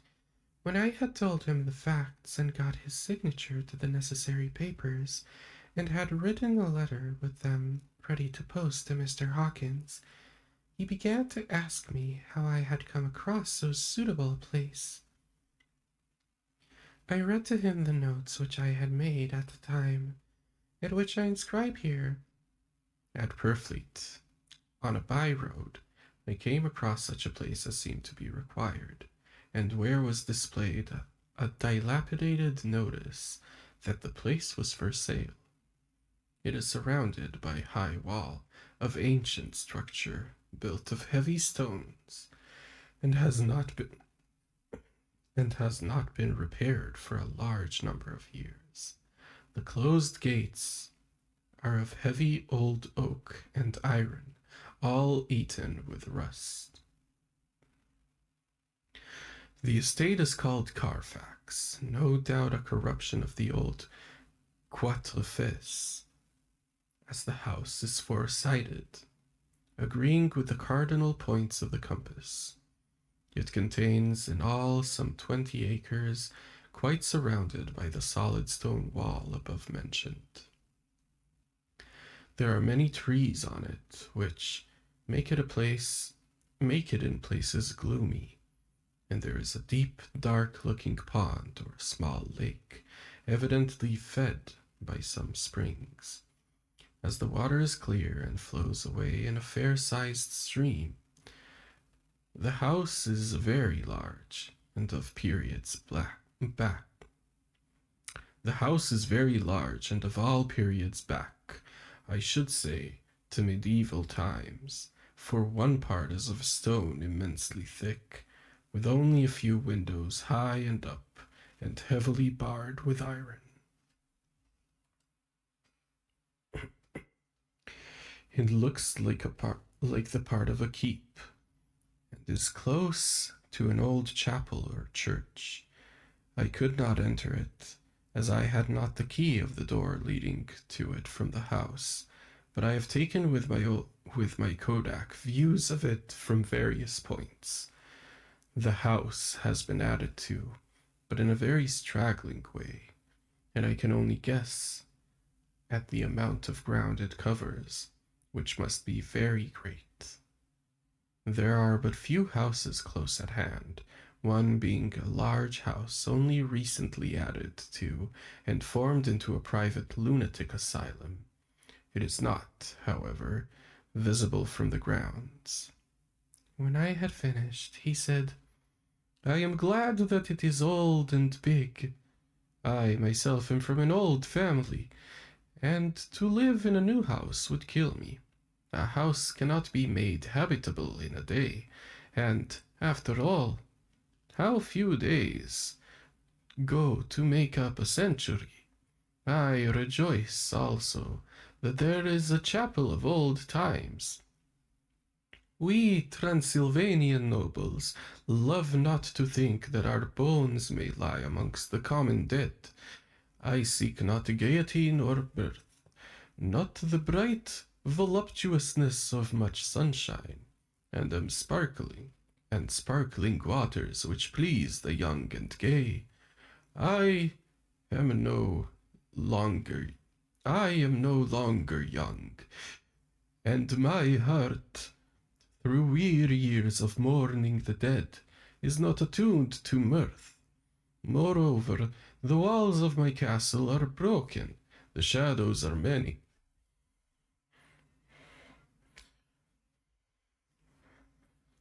Oh my god. Come on, yo, welcome in. I'm so sorry. That really jump scared me because I'm supposed to have a different alert when I'm on ASMR. Hi, everyone. Welcome in. That scared the crap out of me. I'm Lippy. I'm reading Bram Stokers Dracula tonight. Usually I do art streams, game streams, and on Sundays I do these ASMR streams. Welcome in, Kalanyo. How's your stream? I was lurking. I'm a raider in my own chat now. Yeah. Whew. Scared the hell out of me, the alert. um. Whoa, I'm dropping frames for some reason. Hello? Hello?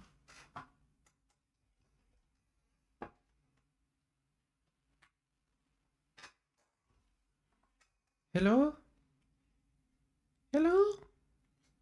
Is this thing on? Oh, it's dropping so many frames there. Seems like it's okay. Hi, Kalanyo! Stream went really well. You beat Hercules? Good, I hate that guy. I hate Kevin Sorbo. Who's a real hero now? Exactly. Exactly. Mm.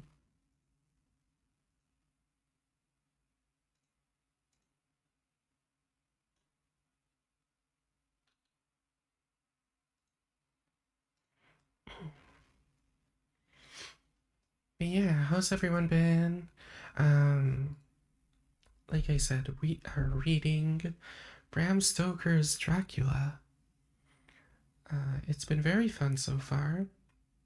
We are still in the. Is this the first chapter? No, this is the second chapter now. So we've basically just been introduced to Dracula himself. I'm doing a lot of funny accents with this one. So get ready. And Kalanyo, if you have to go do some post-stream care, please don't feel pressured to stay. Do a stretch, get some food. I'll continue with the story.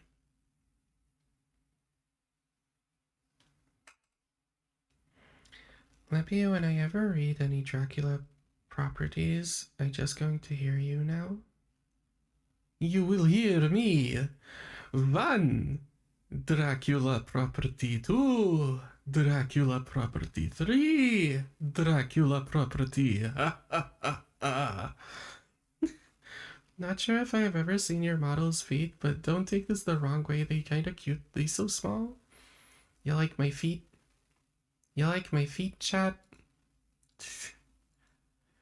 You like my feet? I worked hard on them. No food no more. It's 1 a.m. I haven't had dinner yet. I had eggs in the morning, hummus in the afternoon, and I haven't had my dinner yet. I've got a pot of sauce for pasta in the rice cooker right now though.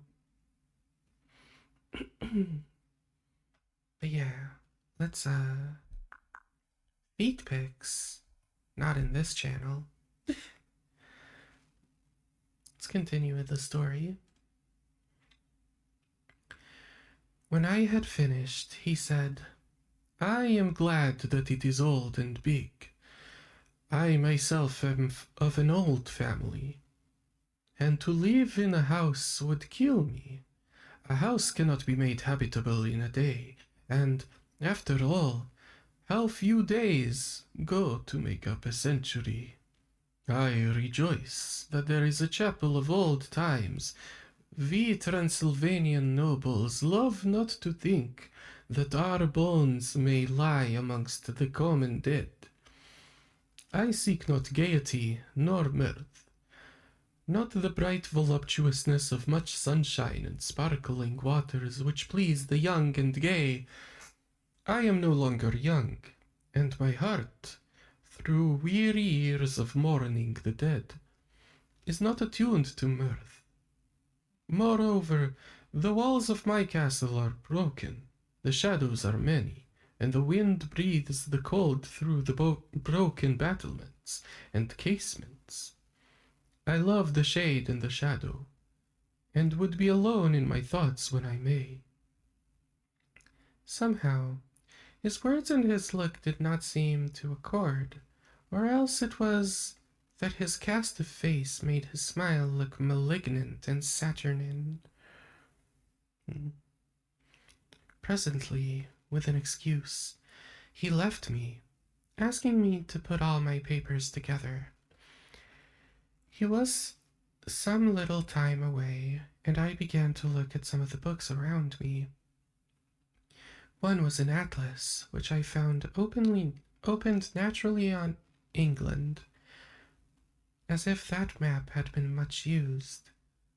On looking at it, I found certain places little rings marked, and on examining these I noticed that one was near London, on the east side, manifestly where his new estate was situated. The other two were Exeter and Whitby on the Yorkshire coast.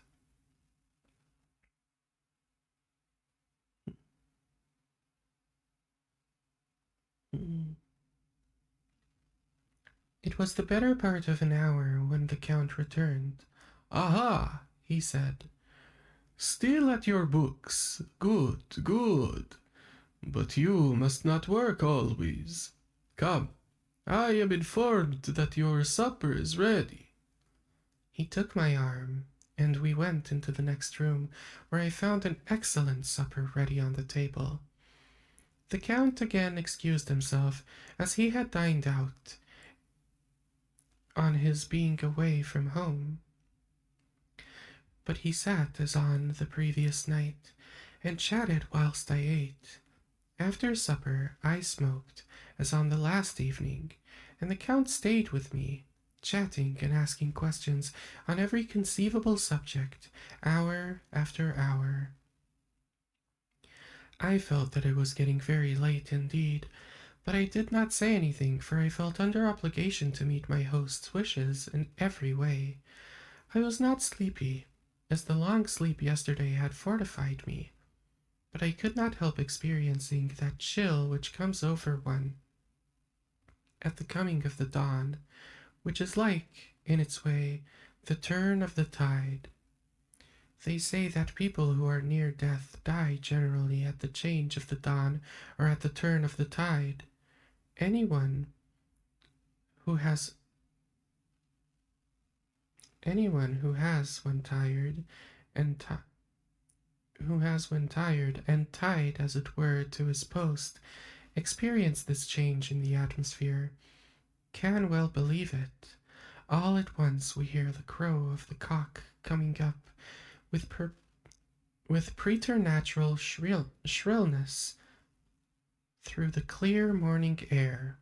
Count Dracula, jumping to his feet, said, "Why, there is the morning again. How remiss I am to let you stay up so long. You must make your conversation regarding my dear new country of England less interesting, so that I may not forget how time flies by us." And with a courtly bow, he quickly left me. I went into my old room and drew the curtains, but there was little to notice. My window opened to the courtyard. All I could see was the warm gray of quickening sky, so I pulled the curtains again and have written of this day. I'm sorry, I am starting to slightly lose my focus. I had to deal with Killy's silliness, who bought way too big a serving that can't be divided.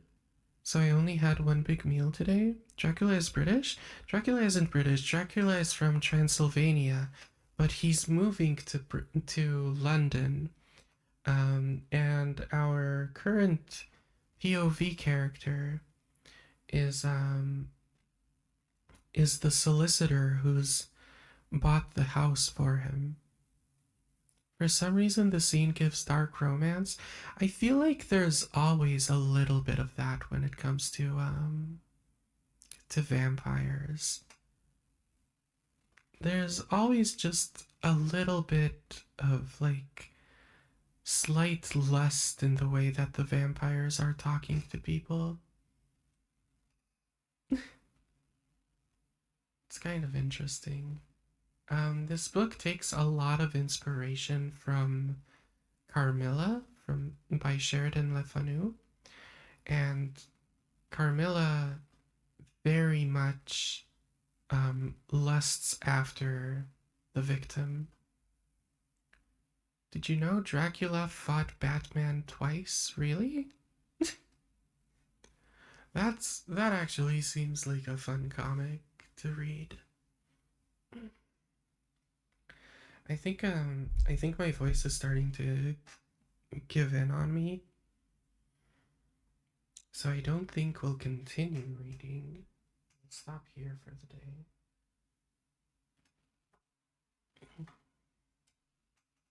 And I'll remember for next time, for next Sunday, where we stopped. I'll also upload the VOD if anyone's interested in watching it back. But yeah, I didn't know that Batman fought Dracula. I do remember the Buffy the Vampire Slayer Dracula episode being very funny. I just got here. Oh, I'm not ending stream just yet. I'll hang out for another 25 minutes. But I do feel my voice is starting to give. I'm gonna honestly practice a lot more on days that I'm not doing this, so that my voice doesn't get as tired on the days that I do these. Can you read Batman Vampire? I can't read any Batman stories, Kiki, I'm sorry. Batman is not in the public domain. so I can't read that on stream.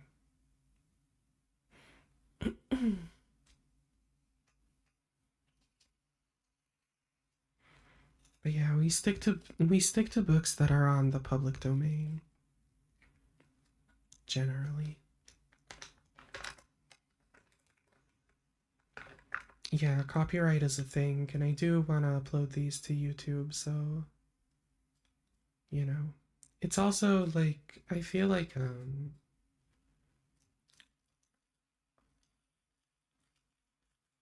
Winnie Pooh when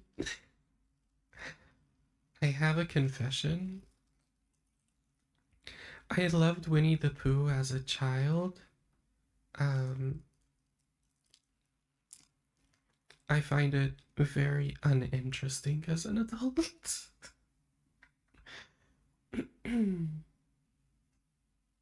You would if you could? If I could, I would be happy to do it for one stream, maybe. I'm not a big Batman fan. If it took only one stream, I might. Um,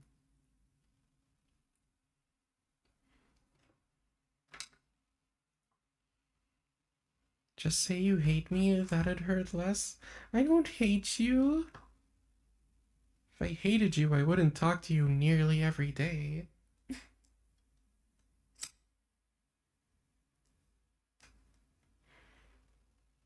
No, honestly, most of the books that I want to read on stream are either romance like Jane Austen books, or alternatively, um, old horror novels because I feel like it's really fun to read all of these old horror novels.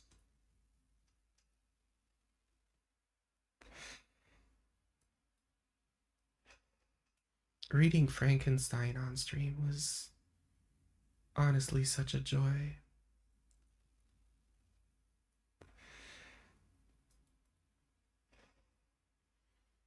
Um, after after Dracula, I have some plans.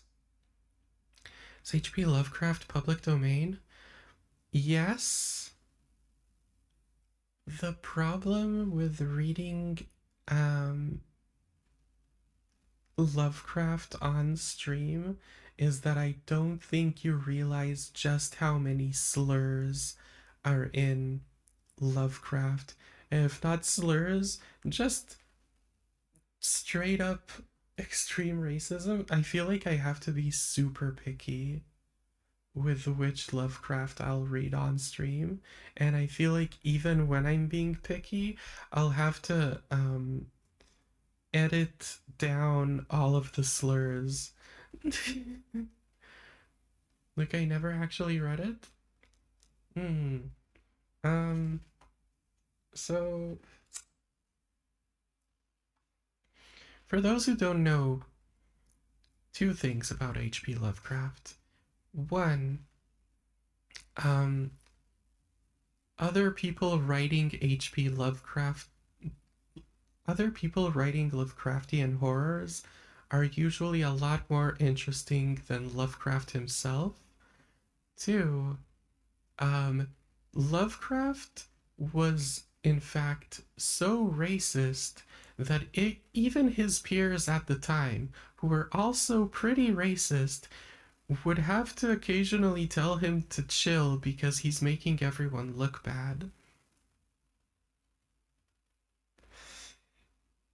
No, no, listen, Kalanio. I've read Lovecraft on stream before because I think that despite how wildly racist that man was, his writing is very valuable in its own way. It's just that you gotta be picky about the stories, um, so that you don't accidentally pick the one where people are being described with slurs regularly every other line. um, Also, some of Lovecraft's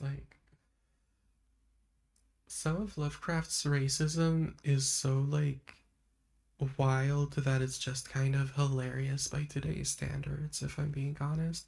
Like, in one of, I'm pretty sure it's in,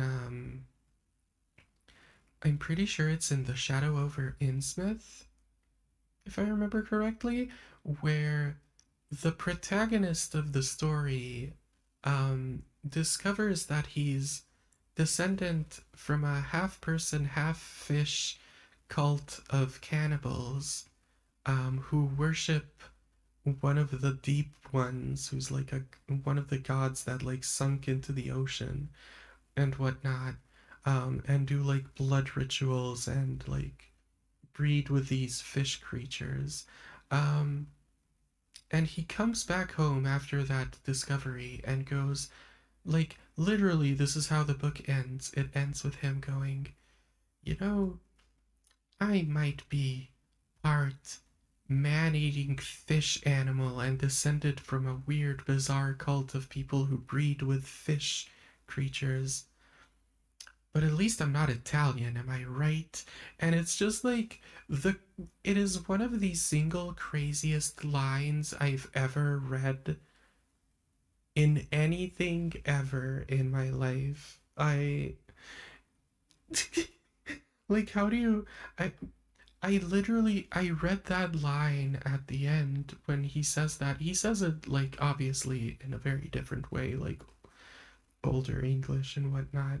But I remember just reading that line and then realizing what he was just saying and just laughing for like 5 minutes straight because that is just such a wild thought to entertain. That this man literally was like, at least I'm not Irish. Just crazy. Um, but yeah, that's Lovecraft for you. Lovecraft is just weirdly, bizarrely racist, even for his time. His books are very interesting, though, very atmospheric. His stories, not racist or nationalist, but that's really fun. No, no, it's listen. He's not a funny man in that he's trying to be funny. These are things that he actually like believes. It's just that it's so insane that he would write that and think this is a good conclusion to this story. It's like it's kind of funny that he would write. I I don't know. It is kind of funny, is what I'm trying to say. Like in an unintentionally secondhand embarrassment kind of way, it is kind of funny. Um, but yeah, the best most of Lovecraft's writing tends to be pretty boring, if I'm gonna be honest. Like, he's when he's focused on actually building the atmosphere, he can be pretty good. Um, a good example of this is The Mountains of Madness, which is like one of his better stories.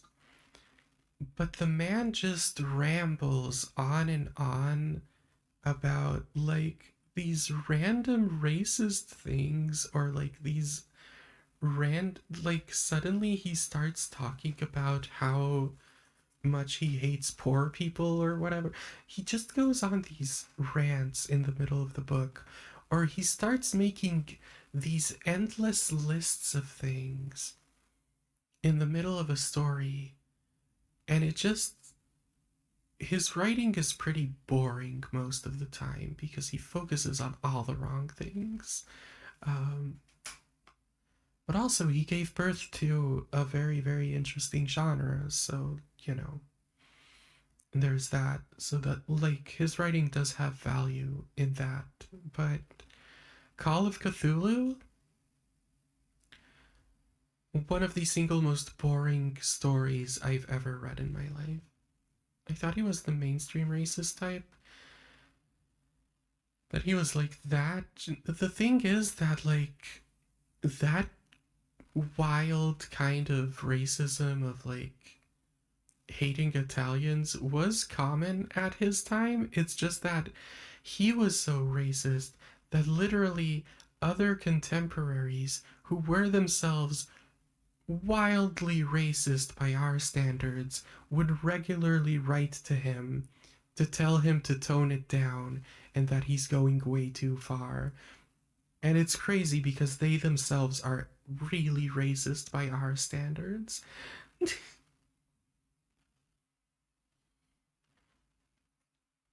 um, so yeah, that's Lovecraft. He is a very interesting, and I don't say this necessarily positively, um, person. I don't know how else to put it. I'd much rather read Edgar Allan Poe, who I love. Stephen King's writing, um, was really interesting to me because I felt it feel like an old person telling you a story. Like he injects things, like he just remembers them. Listening to it as an experience. Granted, I've only listened to it. I think that's partially because it is meant to be an old, like, it's meant to be told to you from the POV of the characters when they're older and they're retelling the story, isn't it? You like my nightgown? Thank you. This is my cozy PJ outfit. Um, Stephen King is another very interesting, not necessarily in a positive way, person. Um, Stephen King does so much cocaine when he's writing. I don't know if you've ever noticed it, but that man is snorting all of the cocaine. It's an all knowing narrator? I might be wrong. I've only watched the movies because I just. Stephen King's writing is a little too much for me sometimes. Not in the, like, it's too scary type way or anything. It's just I can't not read a Stephen King novel without imagining a coke fiend telling me the story, for lack of better terms. Like I can't not imagine the narrator just snorting coke in between paragraphs. Um, and also, like, I just don't find him super interesting. I thought Misery was very interesting. Um, but like I tried to read Firestarter and I never could finish it, and that's supposed to be one of his lighter books, as far as I know.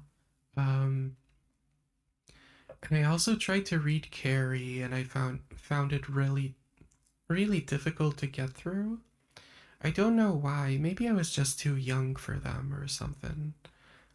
I've had that with a few books where like I remembered them pretty boring, and then I read them as an adult, and suddenly they were way better. But I've never thought to go back and try um, Stephen King again.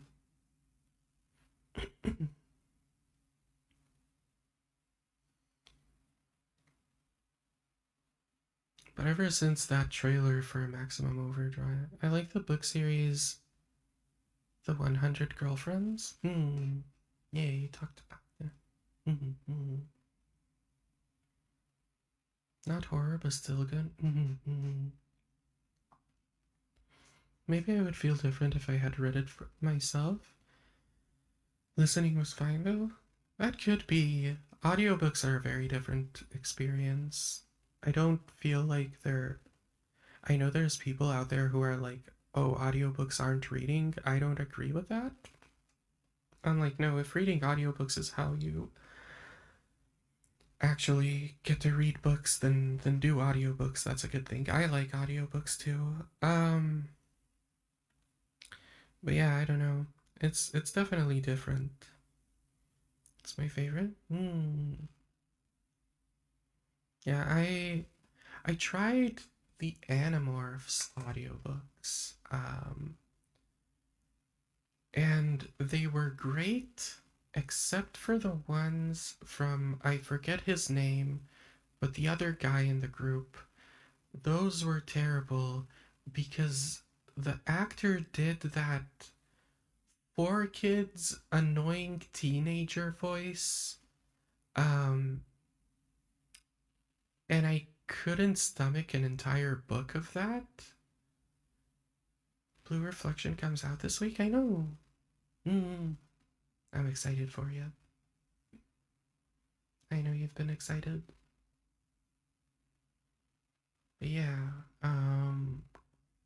what was I saying? The audiobooks for Animorphs. I couldn't stomach the ones. I think his name is Jake, the character. That voice for an entire book. Ugh, no, thank you.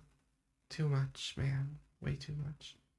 It's why it's why I don't do a voice when I'm reading the narration. I only do voices when the characters are speaking because I'm like,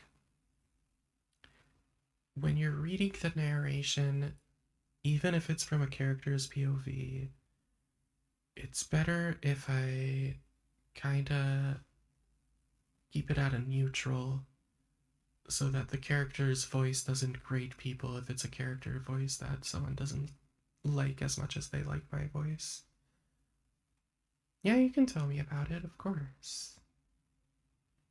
But yeah, I do think it is time for us to raid out. So, we will raid Sandy. Been a minute since I had a chance to raid Sandy. I will see you all probably only Friday. I want to take an extra couple of days off this week. I want to work on some art. I want to think about some stuff for next month's content. So I will see you all then.